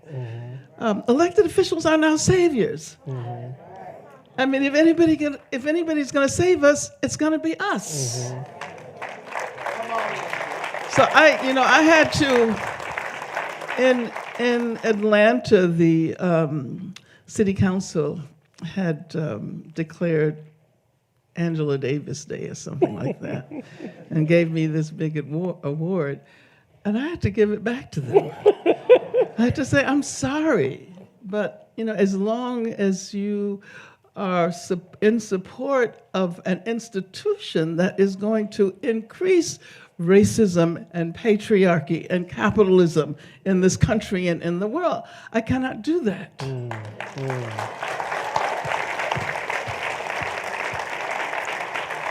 Okay, this won't be, well, I want to ask you this. How do you feel about folk who love to celebrate your work but won't be a part of implementing your work? So this is a great example. I know, like, if I were to ask the average Congressional Black Caucus member about Angela Davis, boy, you are a hero. If I were to ask them about, interestingly enough today, the Black Panther Party for Self-Defense, oh my goodness, these CBC members be falling over themselves talking about how great they were. But these Negroes, when they get in the room, cannot figure out a way to create a political bloc in the Congress to secure much of anything for our people. And it for me, I'm proximal to a lot of some of these spaces. My level of frustration, rises to the point of, speaking in tongues, so I say man, right? But as someone who is still among us, who, there was a time where you were not celebrated, and now you are celebrated. Not saying that you do it for the celebration, but I'm curious about, is there ever a need for us to, I don't know what I'm really trying to ask you. I guess I'm trying to expose the dissonance that I feel sitting in rooms knowing that these folks aren't really trying to do what you did, but claim your legacy. Well, yeah, but it's not about me. And it's about movements. It's about people coming together. It's not about individuals. And I cannot accept all of those accolades if they are meant to celebrate me as an individual. Nothing I have ever done that is of any importance have I done by myself. Never. And I was talking about capitalism. The individualism that promotes capitalism is still so influential in every way in this country. And I was talking about being critical before, and in relation to the exhibition, I think we have to go further than the individual figure. We have to go further than simply acknowledging that we feel pain and are oppressed and suffer as individuals, because it's not about individuals.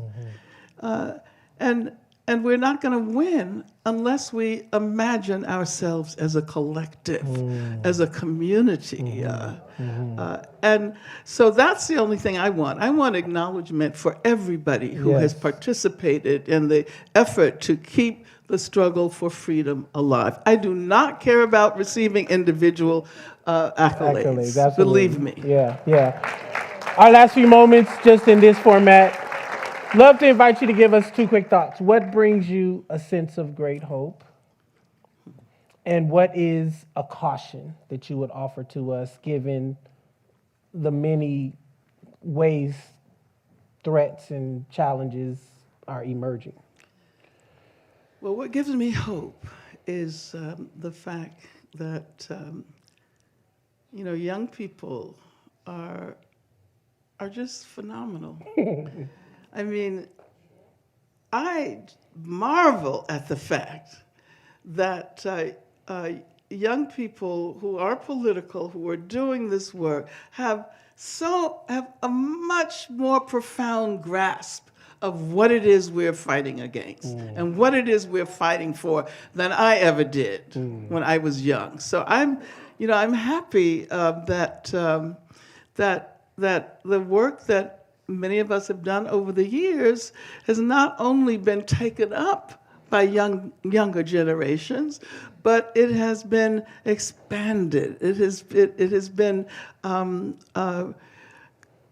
made more complex.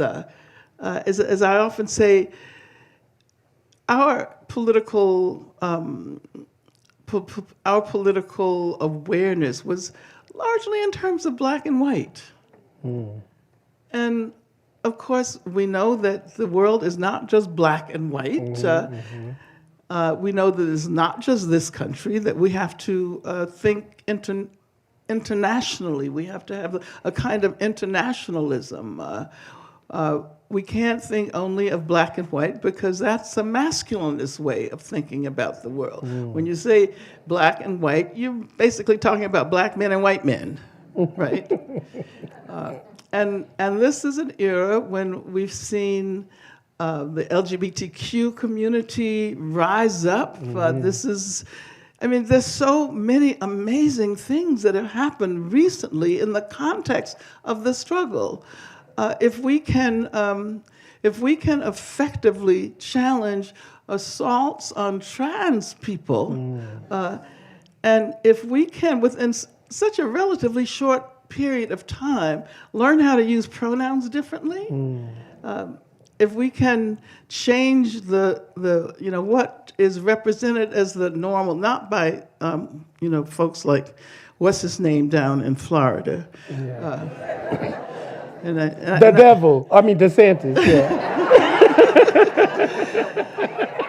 Well, you can use that feel when you get back, bro. Yeah, but I try not to pollute the conversation by calling the names of certain folks. Sorry. And that is an African tradition because calling names imparts power.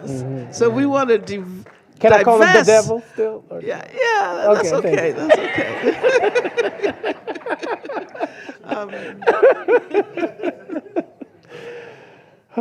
Thank you. Angela Davis, everybody. Come on.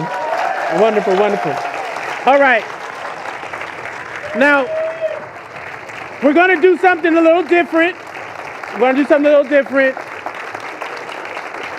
We have an intergenerational conversation, in as much as we, are able to pull a few folks from different generations into a conversation with Dr. Davis. We're going to bring Dr. Davis back to the stage and a few of our guests that are here to literally create an intergenerational conversation that we all get to sit in on and listen.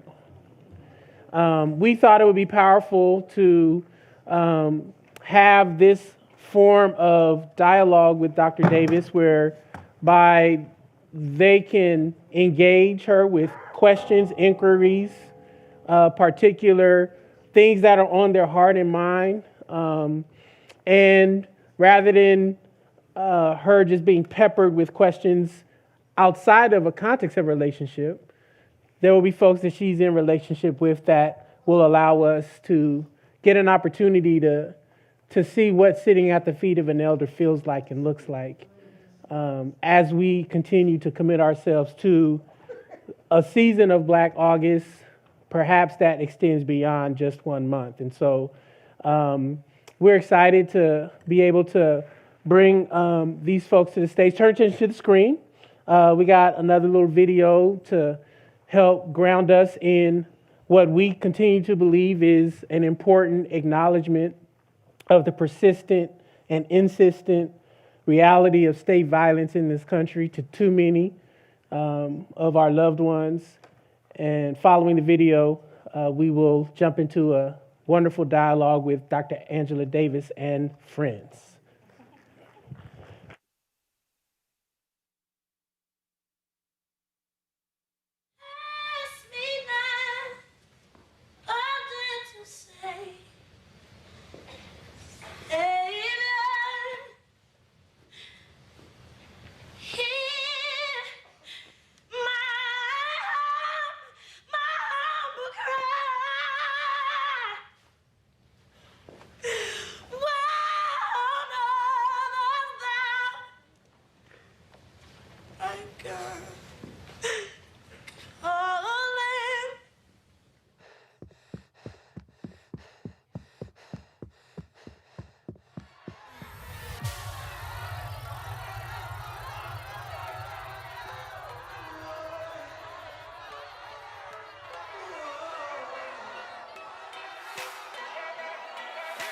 Won't stop because we're upset. Won't stop because of our fear. We won't stop because we need rest. We won't stop because of our tears. We won't stop until we confess all the blood that we spill around here. No, it won't stop until we repent of all the black bodies broken around here.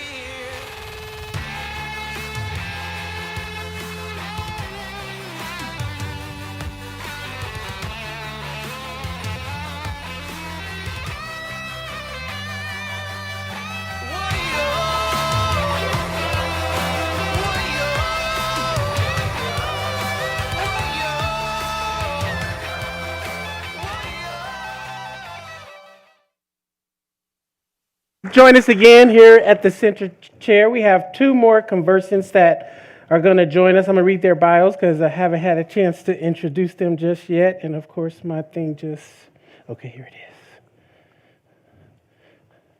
it is.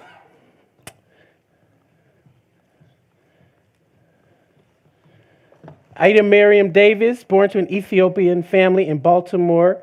Davis has lived between multiple worlds. She is a descendant of anti-colonial fighters who kept Ethiopia free from colonialism when virtually all of Africa was carved out and divided among European powers. She was raised in Apple Valley, California, where her father was a member of the Mojave Desert Sierra Club and instilled a love of people and our planet. She left Apple Valley to attend UC Berkeley, and it was there in Oakland that her life of activism was sparked. In college, she worked for the Malcolm X grassroots organizing network, then worked for Congresswoman Barbara Lee, who invited her to join the Gathering of Elders, a meeting of civil rights leaders and young people to dialogue across generations, experiences, and communities to advance social, economic, and environmental justice. She currently is working as the Sierra Club's People, Culture, and Equity Officer. Am I saying that right? Yes, touch your neighbor, all right. And is a super amazing sister friend and comrade. Please welcome her to the stage as she comes to join this intergenerational conversation. Michael Tubbs is an American politician who is currently serving as a special advisor for economic mobility and opportunity for Governor Gavin Newsom. Tubbs raised over $20 million to create raised over $20 million. Hey, can I do my job? To $20 million to create the Stockton Scholars, a universal scholarship mentorship program for Stockton students. He is the founder and chair of Mayors for a Guaranteed Income, along with EPIC. Clap your hands together for our friend and comrade, Michael Tubbs. And I'm going to invite Rosa, Clemente, and Dorsey, Rosa, come on back to the stage. Dorsey, why don't you come on back and y'all can have this conversation collectively. Then we'll bring everybody else back towards the end. Going to invite...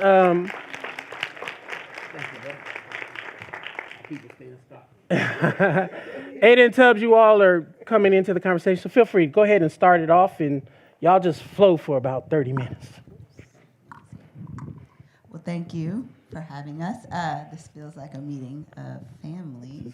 I have a lot of questions for you.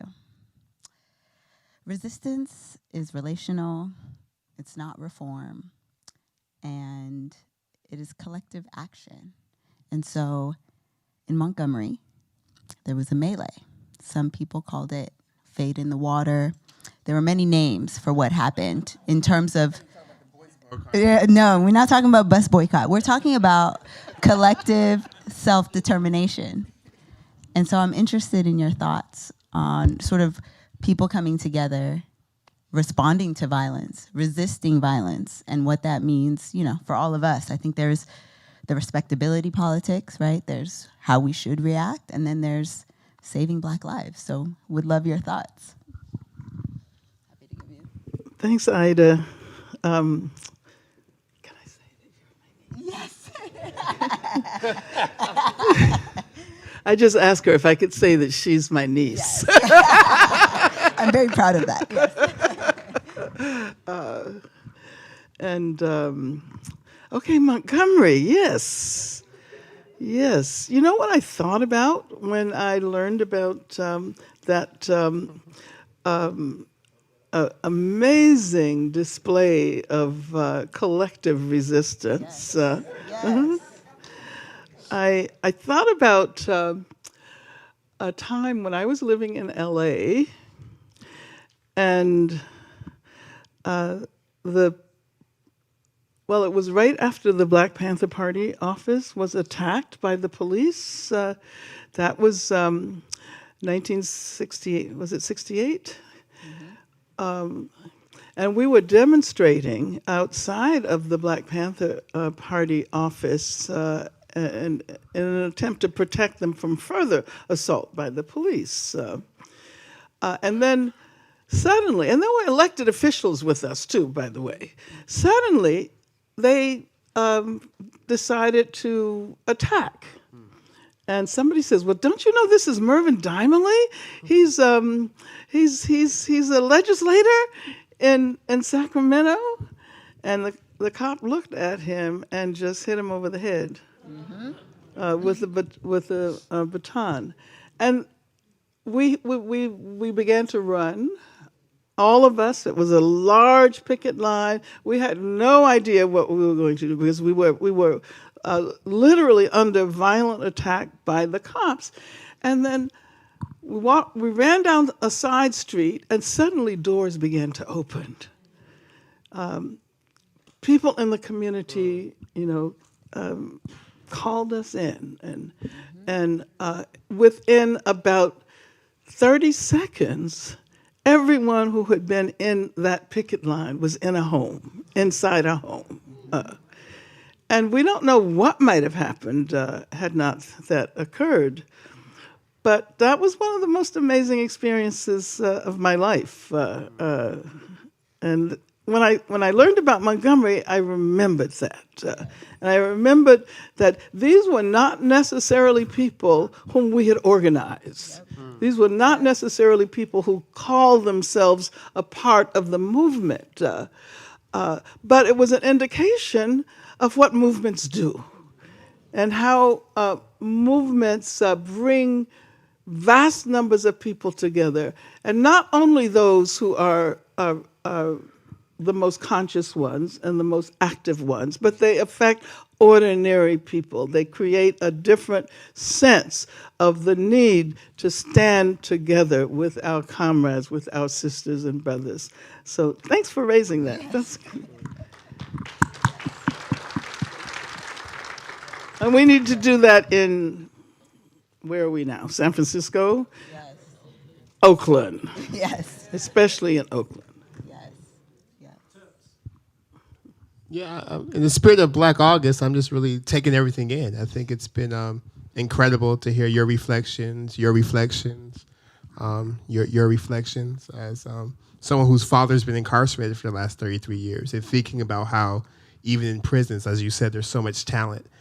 So thank you, Google Live Free but especially creating the space. And I think for me, particularly as a former elected, have really been thinking about state violence in terms of structural violence or the avoidable impairment of basic human needs. And I say that because I think, given what we know about how crime and race are linked, for a lot of people, sort of prison abolition may be a bridge too far today.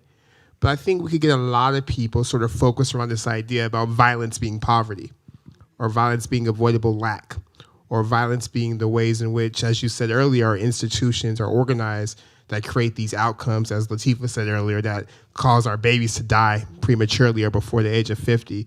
So I would love to hear sort of your thoughts, your reflections around how do we begin to organize or to begin to have conversations around that as violence. And that is something we all can be movement leaders and revolutionary around. How we shift the conversation away from violence perceived as what happens in our communities when someone gets shot by someone else who is a member of the community.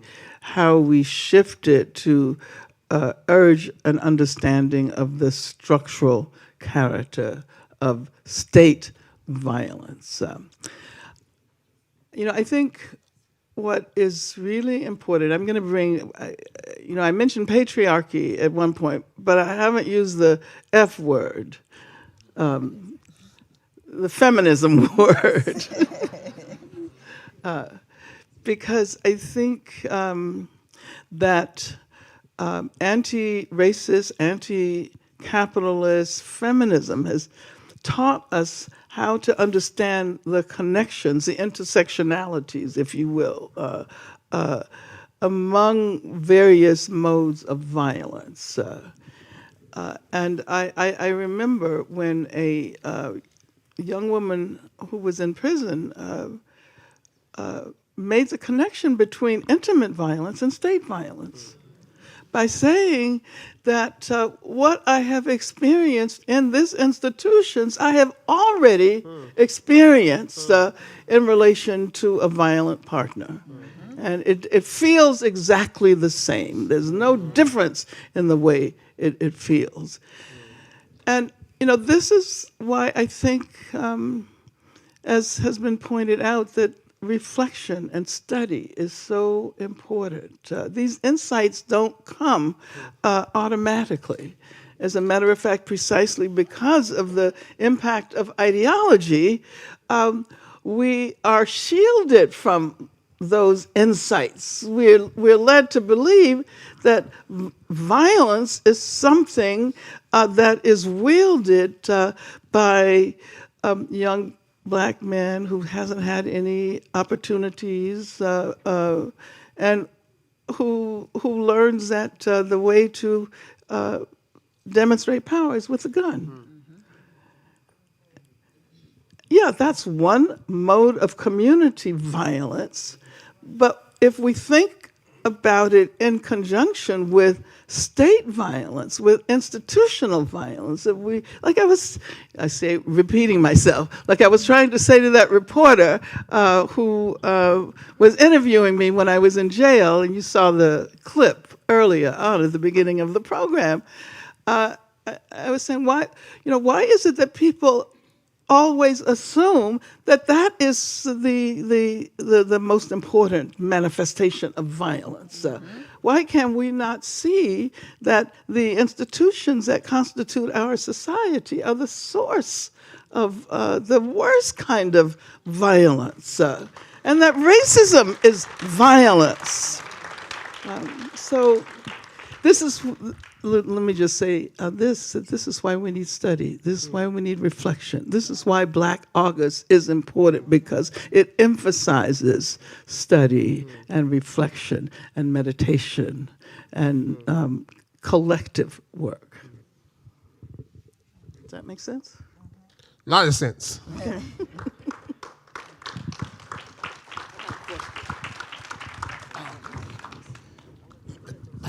My question is, in relationship to violence, I want to know, how do we change the narrative? Because I was a suspect long before I was a criminal.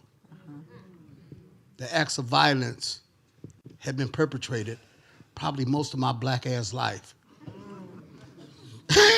Excuse me, Mike. So I want to know, how do we actually confront that right there for another generation of young people who will be attacked, probably not physically, but intellectually attacked, probably when they're in kindergarten. So I want to know what stops those acts of violence, because in part, government shaped me.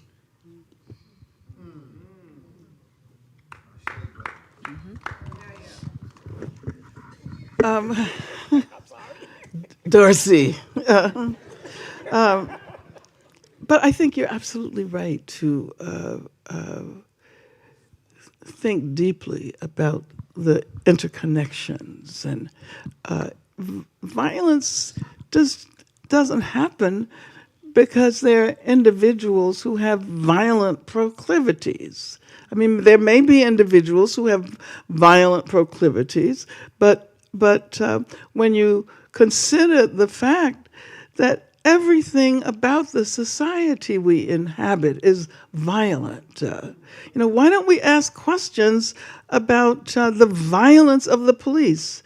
It's only been in this recent period that there has been a conversation, a public conversation about the violence of the police. And when, for me, because I'm a lot of years separate most of you from me. And I tend to think of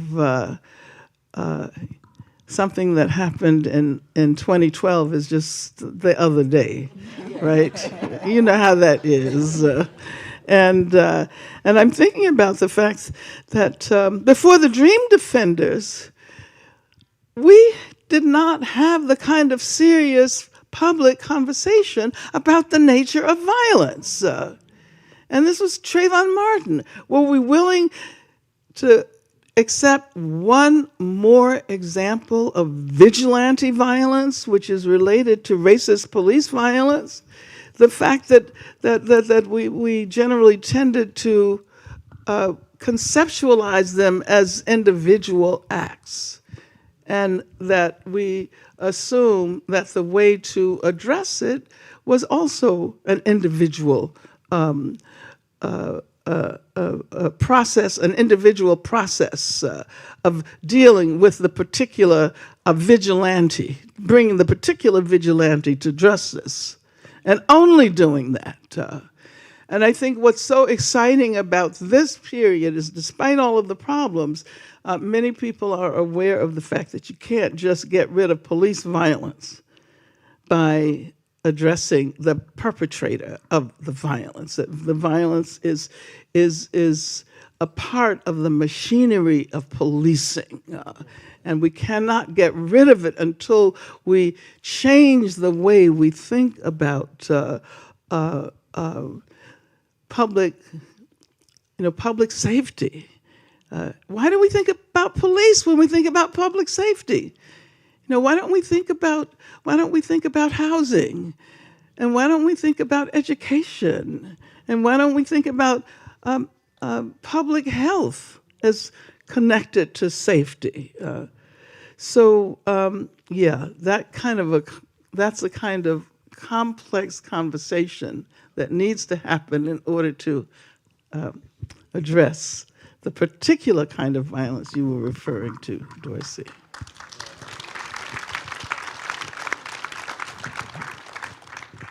Before I ask the question, I've been in Black studies all my life, since I was 19.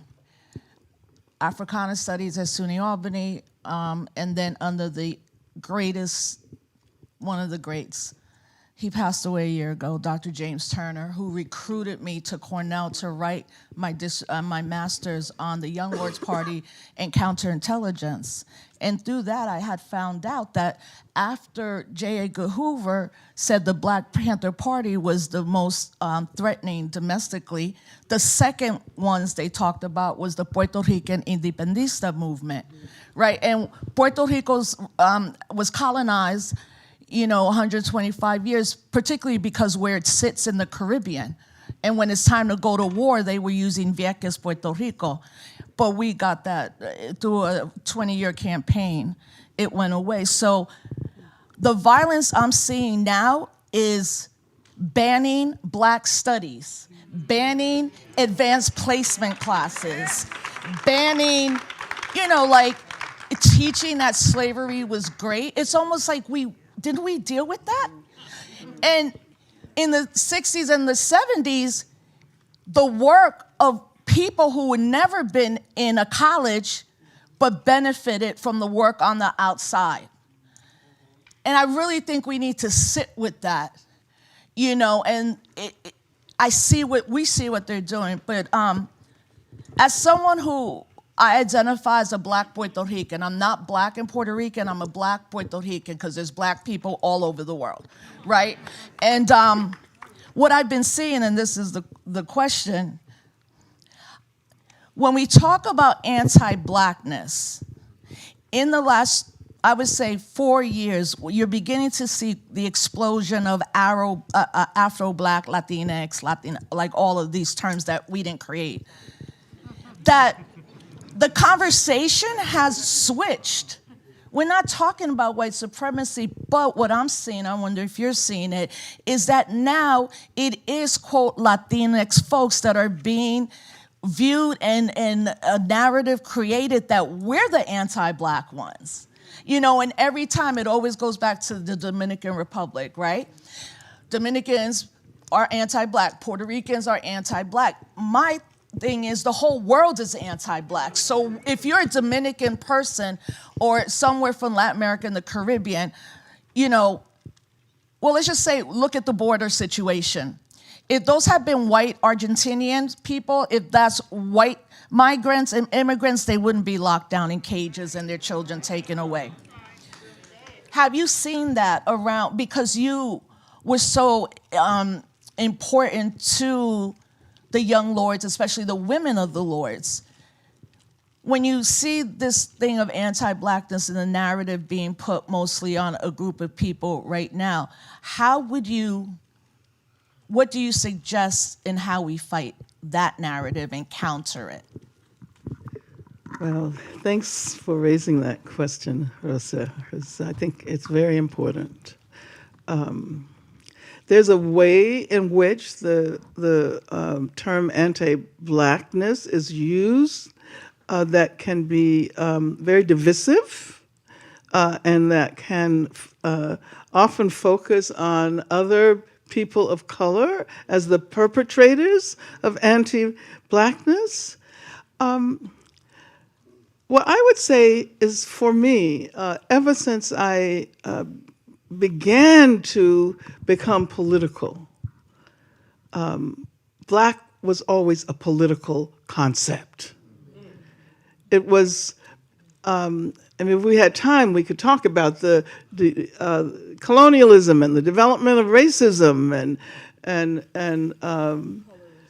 colorism and all of that, and how it was used to as a divisive force. I like W.E.B. Du Bois's notion of Pan-Africanism, which Du Bois argued that it wasn't about biology. It wasn't about so much about racial inheritance. It was about anti-imperialism. And we forget that it's the it's history. It's the history of colonialism, of slavery, that has shaped our very notions of race. And that, as a matter of fact, race isn't even a scientific concept. You know, race emerges out of a racist framework of racist and colonialist framework of trying to conquer the world. It's a capitalist, I mean, this is why we use the term racial capitalism, because it's a capitalist tool. And, you know, Du Bois argued so long ago that he didn't stand up for black people simply because they were black. It was about challenging imperialism, challenging colonialism. You know, why do we forget that lesson? Why do we assume that it's only important to be black? I mean, I can give you a long list of black folks that would be on that list of unmentionables. Of people, okay, there's a black person whose initials are TS. There's another one whose initials are TC. No, I got that wrong. I'm sorry, I have a little dyslexia. So CT. And so it's not so much about who you are.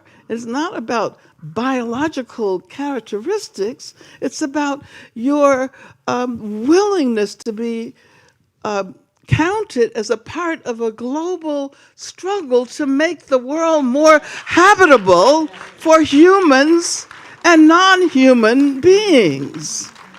This is why racism has been the prime method of dividing people and preventing the kind of political unity that might have pushed us much further than we are today. And not only in movements against racism, but the environmental movements to save the planet. Racism is largely responsible for the fact that we have not figured out how to save the planet Earth and how we are moving in a direction. I mean, all species will be extinct. We know that. The human species will eventually become extinct, but it doesn't have to happen tomorrow. Right. And it's the capitalists and the racists who are pushing us in that direction because of the legacies of racial capitalism. Auntie A. Was that just? Absolutely. Thank you for my last chapter of my dissertation. Ashe. Gracias. Auntie A, I'm going to invoke our relationship, and I want to know about Papa Davis and Nana and what kind of political environment they created for the Davis sisters in particular, but the whole Davis clan, to raise strong women rather than repair broken women, men, to loosely use the Frederick Douglass quote.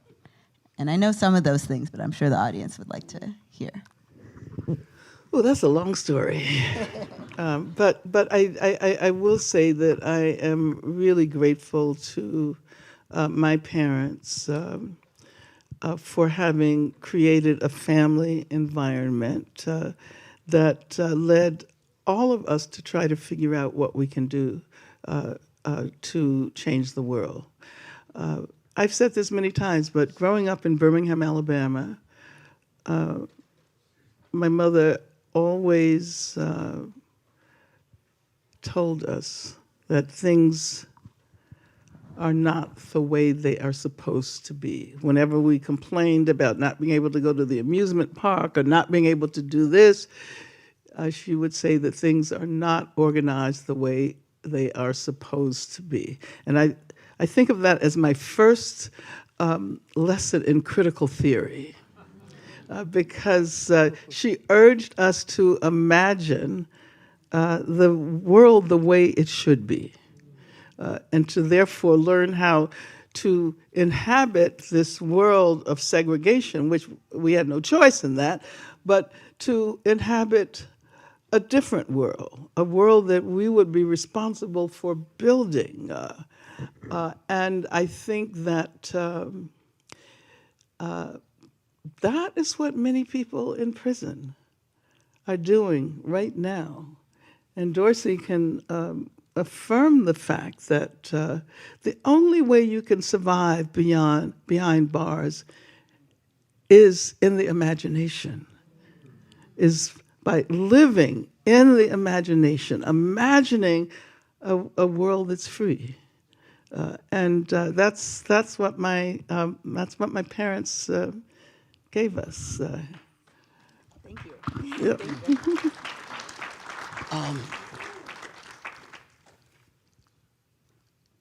For a minute there, I thought that I'd be serving a whole life sentence in prison. You know, I mean, at 19, I was thinking that my lifespan would be 64 years old.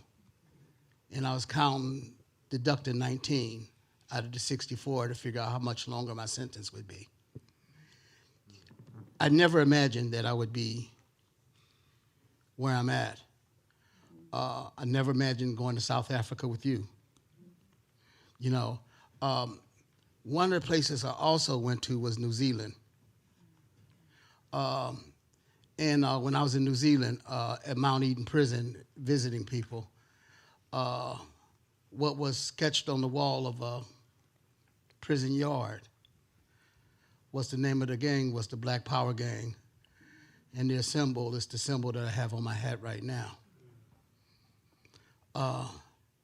And I started asking questions that they didn't teach me in school because they didn't teach me very much. And I sought out Aida in Cuba.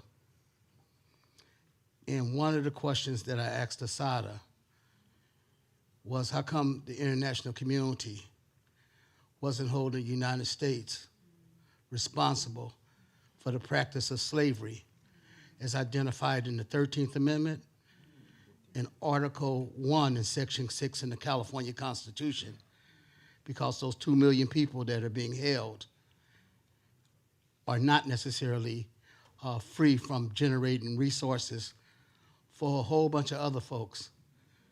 And it's one of those bodies of people that can still be sold on the open market through private prison contracts. So could you give me an answer about how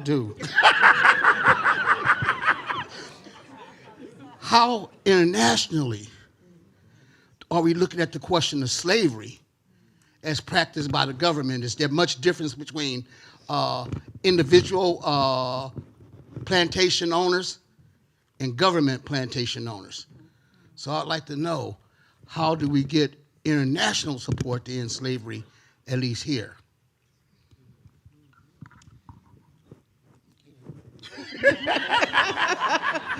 Okay, see, Dorsey always likes to pose these questions that would require us to cogitate for hours. Okay, I'm sorry. But first, I think it's important to say that there is a relationship between slavery and imprisonment. But I don't know whether we can equate the two. And the clause from the 13th Amendment that we always rely on only addresses one aspect of slavery, and that is the treatment of human bodies as property. That is the involuntary servitude. But there's so many other aspects of slavery that are missing there.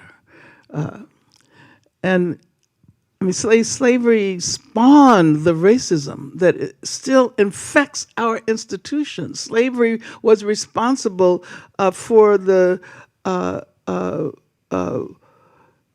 whole culture of treating Black people as less than human, which continues until this day. So I want to say that there are aspects of slavery that are still very much with us, not only behind bars, but in this room, in this institution, in our relationships, in our conversations with other people who inhabit the same society, and not necessarily only across race, because there are Black people who also support the racism that emanates from the system of slavery. But you want to know how to build an international movement.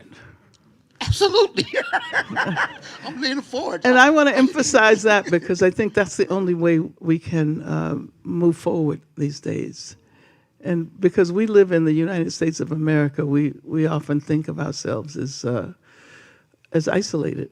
And we don't think about what's happening in Brazil and about the fact that if you want to learn about racist police violence, look at Brazil. That is far worse than anything that we can imagine in this country today. So I really want to affirm the fact that you're urging us to think with an internationalist lens. I think our movements, have to be internationalist, just as they have to be anti-racist, anti-capitalist, and they have to be opposed to patriarchy, heteropatriarchy. That is absolutely essential. And I suppose I would say that the one thing we should try to avoid is seeing issues myopically, because that's how you end up with the kind of dilemmas that you were talking about, Rosa, in terms of anti-Blackness. If you only see through a very narrow lens, we have to be able to think of ourselves as humans, as human beings, as humans.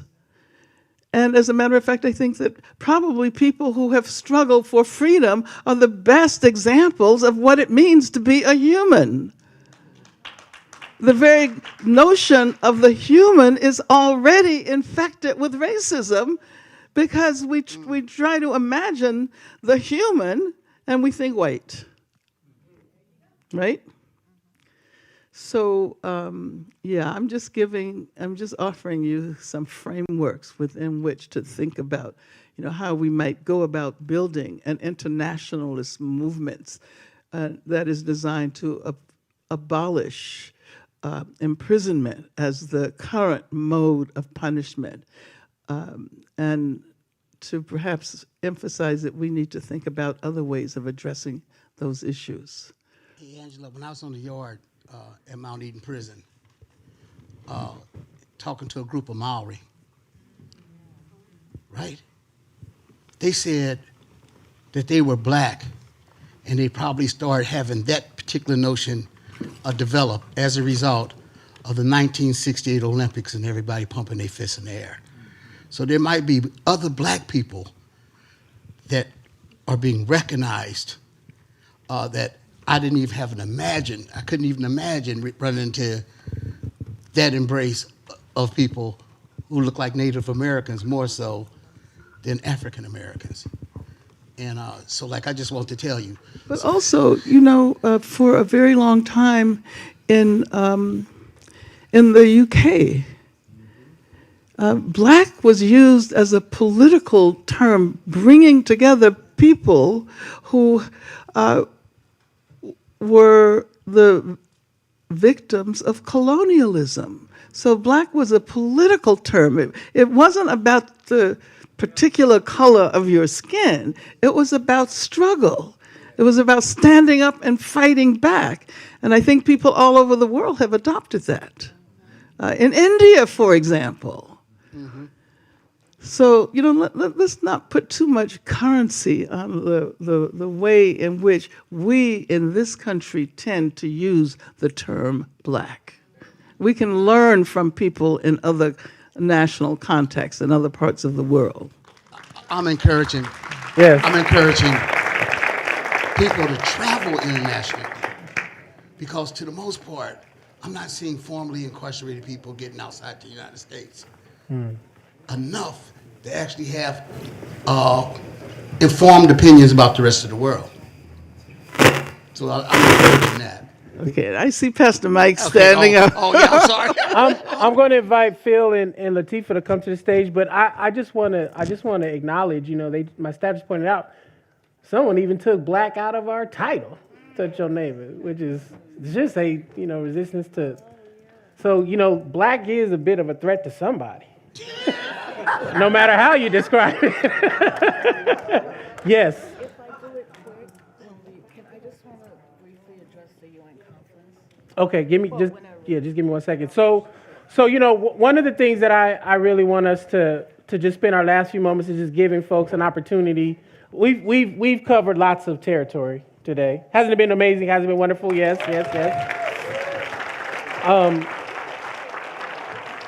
One of the things that we've really enjoyed since the beginning of these conversations is just being able to have us in the same space. And I'm going to invite all of y'all to have a few closing remarks or statements or takeaways. But generally, I would love for you all to give us a challenge of sorts. Something that folks can do to, in my tradition, there's a scripture that says, the person that hears the word of God and does not do the word of God is like a person who beholds their complexion in a mirror and forgets what they look like when they walk away. Which is to just say very plainly, faith without works is dead. And all of this that we've been curating is not particularly just for us to have a nice shiver up our spine, although that's great. But it is for us to become, in the spirit of Black August, more politicized, to actually do our part wherever we're situated. And so we have lots of folks situated very differently in the world of our communities, and would just love for folks to offer some closing remarks and then perhaps a challenge, appreciating that you see this clock counting down, and many of you all have been gifted with the intoxication of your own verbosity. So you don't gotta be short, but you just don't be long. Somebody say amen. All right. We'll start with Phil and Lateefah, since they're just kind of coming in. And whatever, you may even have a question or a comment to Dr. Davis, but we got about 10. We'll put that back on 10 minutes. We'll give you 10 minutes to just kind of wind it on down. I'll just say that I'm grateful to be here. I'm always grateful to. As a child, I never would have imagined that an opportunity to at least to have my name listed above Dr. Angela Davis's, or below. Next time, alphabetical order. But it's just a great honor. It's a great honor, and I'm deeply appreciative of every moment that I've had to listen to you and to be guided by you and everybody up here. I'm just very, very grateful immensely. I'll use my time wisely. My call to action is to join an organization. As Dr. Davis said, there's no amount of charisma. There's no amount of magnitude and loquaciousness that can suffice for what an organization can do for social change and for our radical movements. And so no matter the bitterness or the disappointment or the shortcomings of your previous organizational experiences, it's never too late to join a new one, to start a new one, to support a new one. And organizations are the only thing that's going to get us to our desired goal. My personal organization that I'm representing is Black Men Build, And most folks have heard the name and been utterly confused as why you would call your organization that in this cultural milieu. And it's simply because sisters came to us and asked us in 2019 to intervene on what they saw was a rising tide of right-wing views being held by black men. And so my call to action is in particular to our brothers and people who identify as brothers in the room to join my organization. We have a chapter in Los Angeles, and we're hoping to start one here. The goal of the organization is to bring more black men into the movement, into the left, away from patriarchy, away from hateful rhetoric, away from black Wall Street talk all day, away from black podcasters, away from Umar Johnson, Touch him. away from. You said his name. You said it. Oh, my bad. Dr. Umar Johnson and away from all manner of black charlatans who want to convince us that holding tighter to patriarchy, to holding tighter to black capitalism, to holding tighter to Eurocentric views is the way for us to get ahead and get forward. Our main thrust is our men's circle. It's a space for brothers to come together and talk about our interior worlds and to examine ourselves. And we will absolutely be honored if each and every one of you all would join our organization. Each of the sisters and other identified folks who has a brother who would benefit from the spaces that we're building to send them to us. Now, we are not 1-800-FIX-A-NEGRO, but we are committed and diligent with working on the mind, the body, and the soul. Our website is blackmen.build. Yes. Let's go to Lateefah first. I want to do two things, and I'll keep it short. My hands are sweating, Dr. Davis, because what many of us as students of movement have also learned is to thank our teachers. And so we want to thank you, I think, collectively for your mercy. We want to thank you for your power. We want to thank you for your deep commitment, not only to sort of critical analysis, but reminding us every day the power and beauty of humanity. But moreover, for those of you who only understand Dr. Davis as someone who has come from the Black Panther Party, the last 40 plus years you have given to teaching babies, to teaching young people, to creating, not just spewing, but creating new pedagogy for us to understand our place on this earth. We thank you again for your power, for your mercy, for your brilliance, and your commitment to us. We just love you. Yes. We just love you.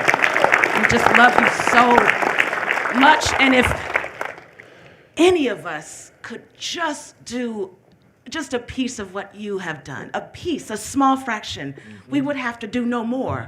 So can you imagine the body of work and love and sacrifice and glory and style and grace and beauty?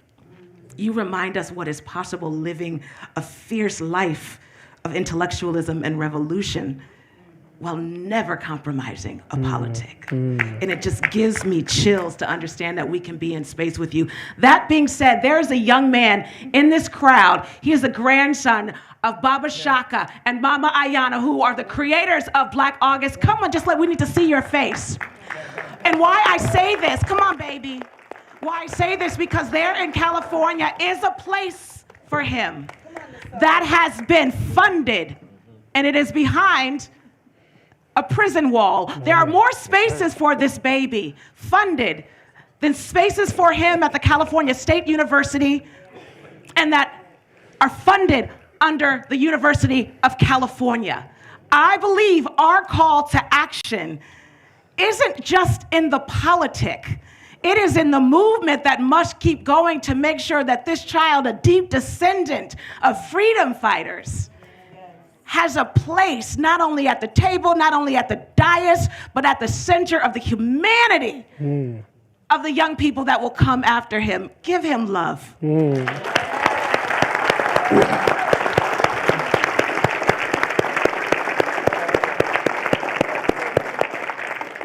Anyone, who's next?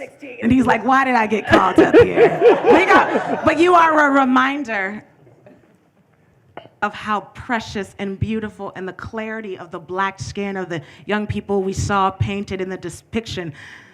Wiley was very clear in showing the beautiful bronze, the power of our DNA, the power of survival across many oceans, across the bottom of ships. We are in deep debt to you. We are so thankful for your life. We are so thankful to be able to fight alongside you, with you, and for you. Thank you, baby.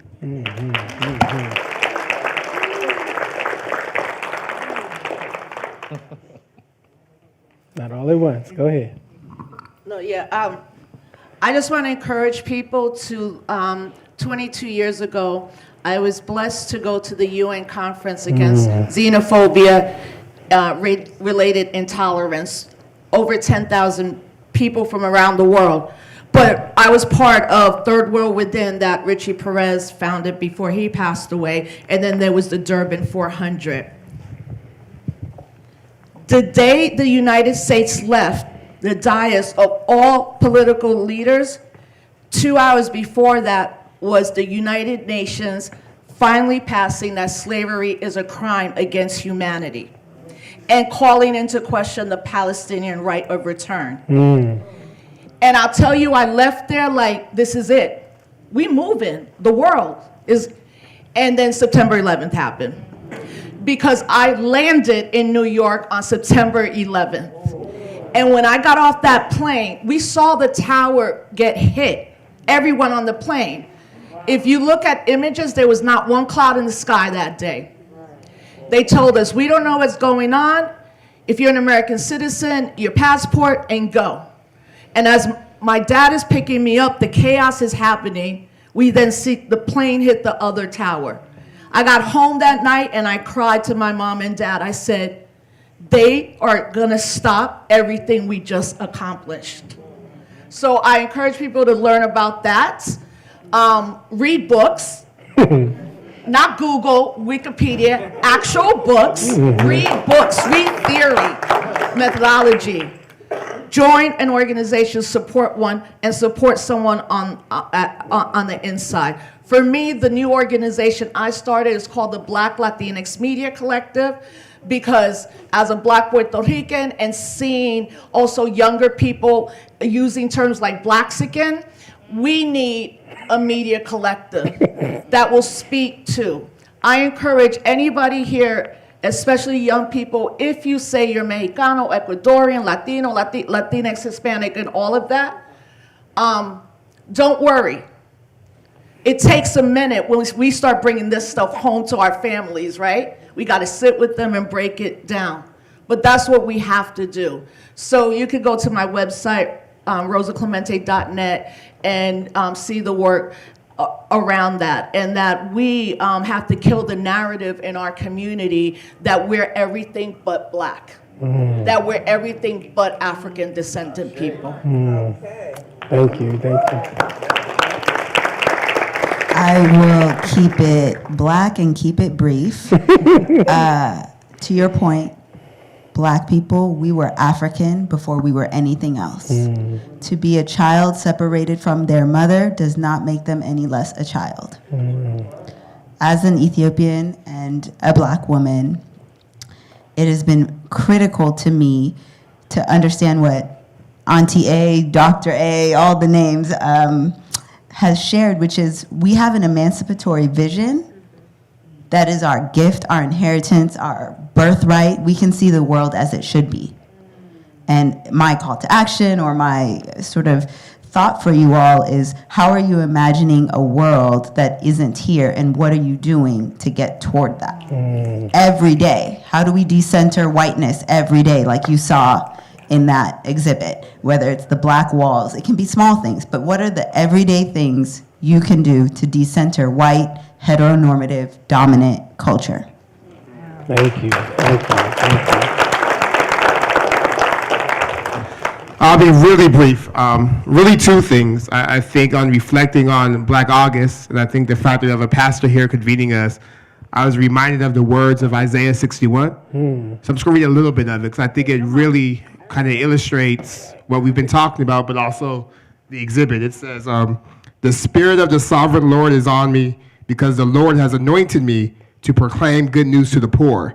He has sent me to bind up the brokenhearted, to proclaim freedom for the captives and release from darkness for the prisoners, to proclaim the year of the Lord's favor and the day of vengeance of our God, to comfort all who mourn and provide for those who grieve in Zion, to bestow upon them a crown of beauty instead of ashes, the oil of joy instead of mourning, and a garment of praise instead of despair. They will be called oaks of righteousness, a planting of the Lord for the display of his splendor. They will rebuild the ancient ruins and restore the places long devastated. They will renew the ruined cities that have been devastated for generations. Strangers will shepherd your flocks. Foreigners will work fields and vineyards.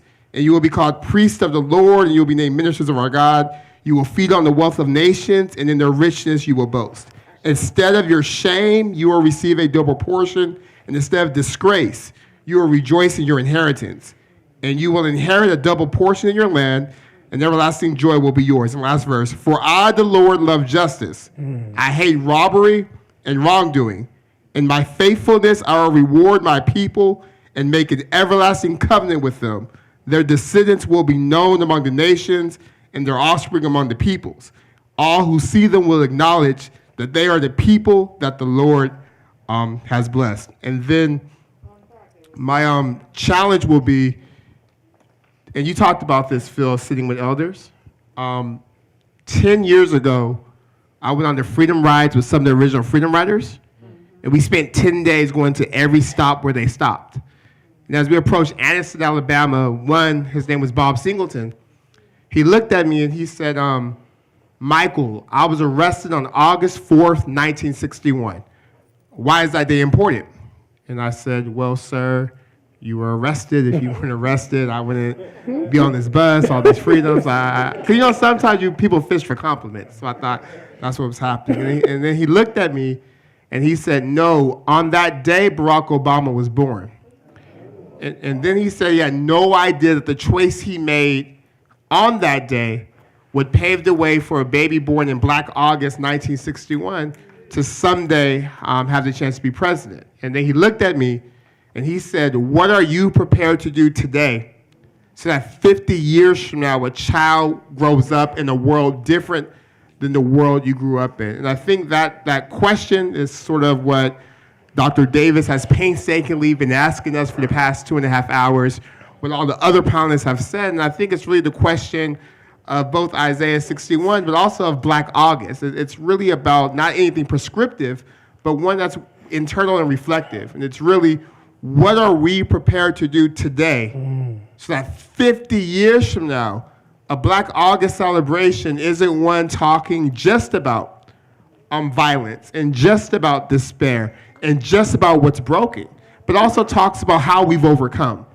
How 50 years ago it looked like this, but today it looks different. And the only way we get to that answer is to answer that question, and then as Aida said, to do something. So again, my challenge is, what are we prepared to do today, which is the easy day, because we're going to be all fired up and inspired on Twitter. But tomorrow, next week, when it's time to support our sister at the ballot box, the year after that, what are we prepared to do today so that 50 years from now, our children, our future elder, aren't having the same conversations, but one that's about how we overcame. Yes, thank you. And for the record, that Isaiah 61 passage causes us to levitate on a Sunday morning. Just want you to know. Dorsey, any final remarks? Then Dr. Davis, you'll close us out. I won't choose the live one.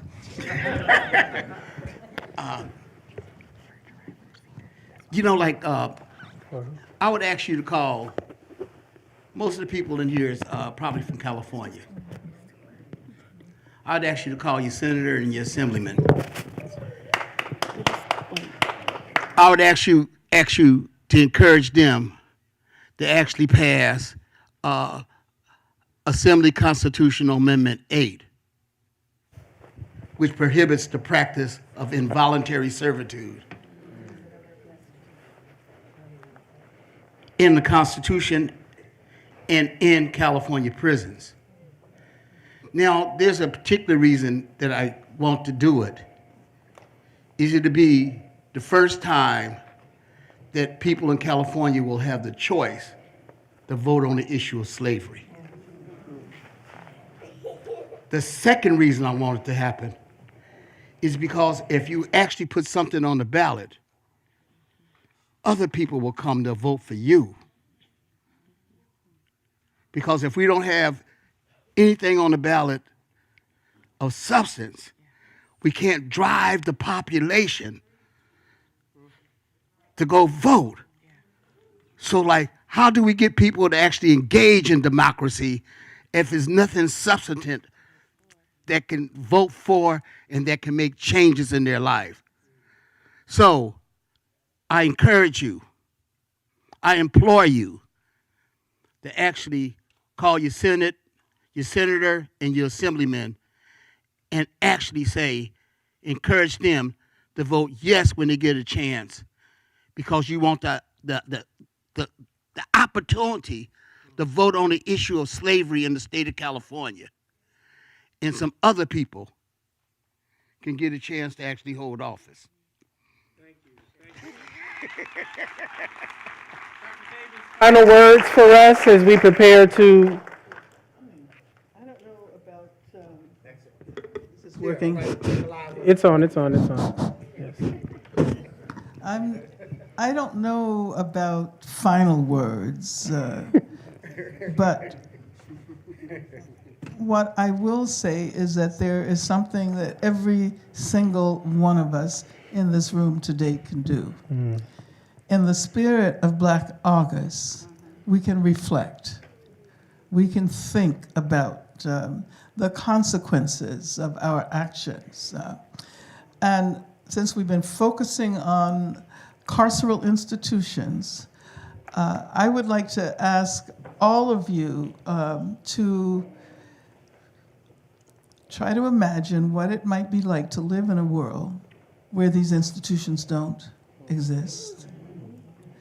And in the course of your everyday lives, whenever you encounter a situation that would ordinarily require us to affirm these institutions, think about an alternative. Think about what else is possible. So that when you find yourself in a situation where you need help and your impulse is to call the police, think about another way of addressing that situation. One of my neighbors years ago said, if something ever happens to you and you need to call the police, don't call the police. Call the fire department, because they will be here and they will protect you. But I'm just urging you to think about creative ways of imagining what it might be like to live in a different world, and to bring that sense into this world so that ultimately we might have a world that no longer needs to rely on such violent institutions, but rather we have a world in which we can have true safety and security and love and happiness for all. Thank you. Come on, everyone, let's appreciate our guests, our conversants. We are so grateful that you've made it out tonight or today. Our next conversation will be September 16th, I believe, and we will talk about reparations. So look out for that. Thank you all for coming out. Have a wonderful, wonderful afternoon. Thank you again. Love you too. Let's get this group photo really quick.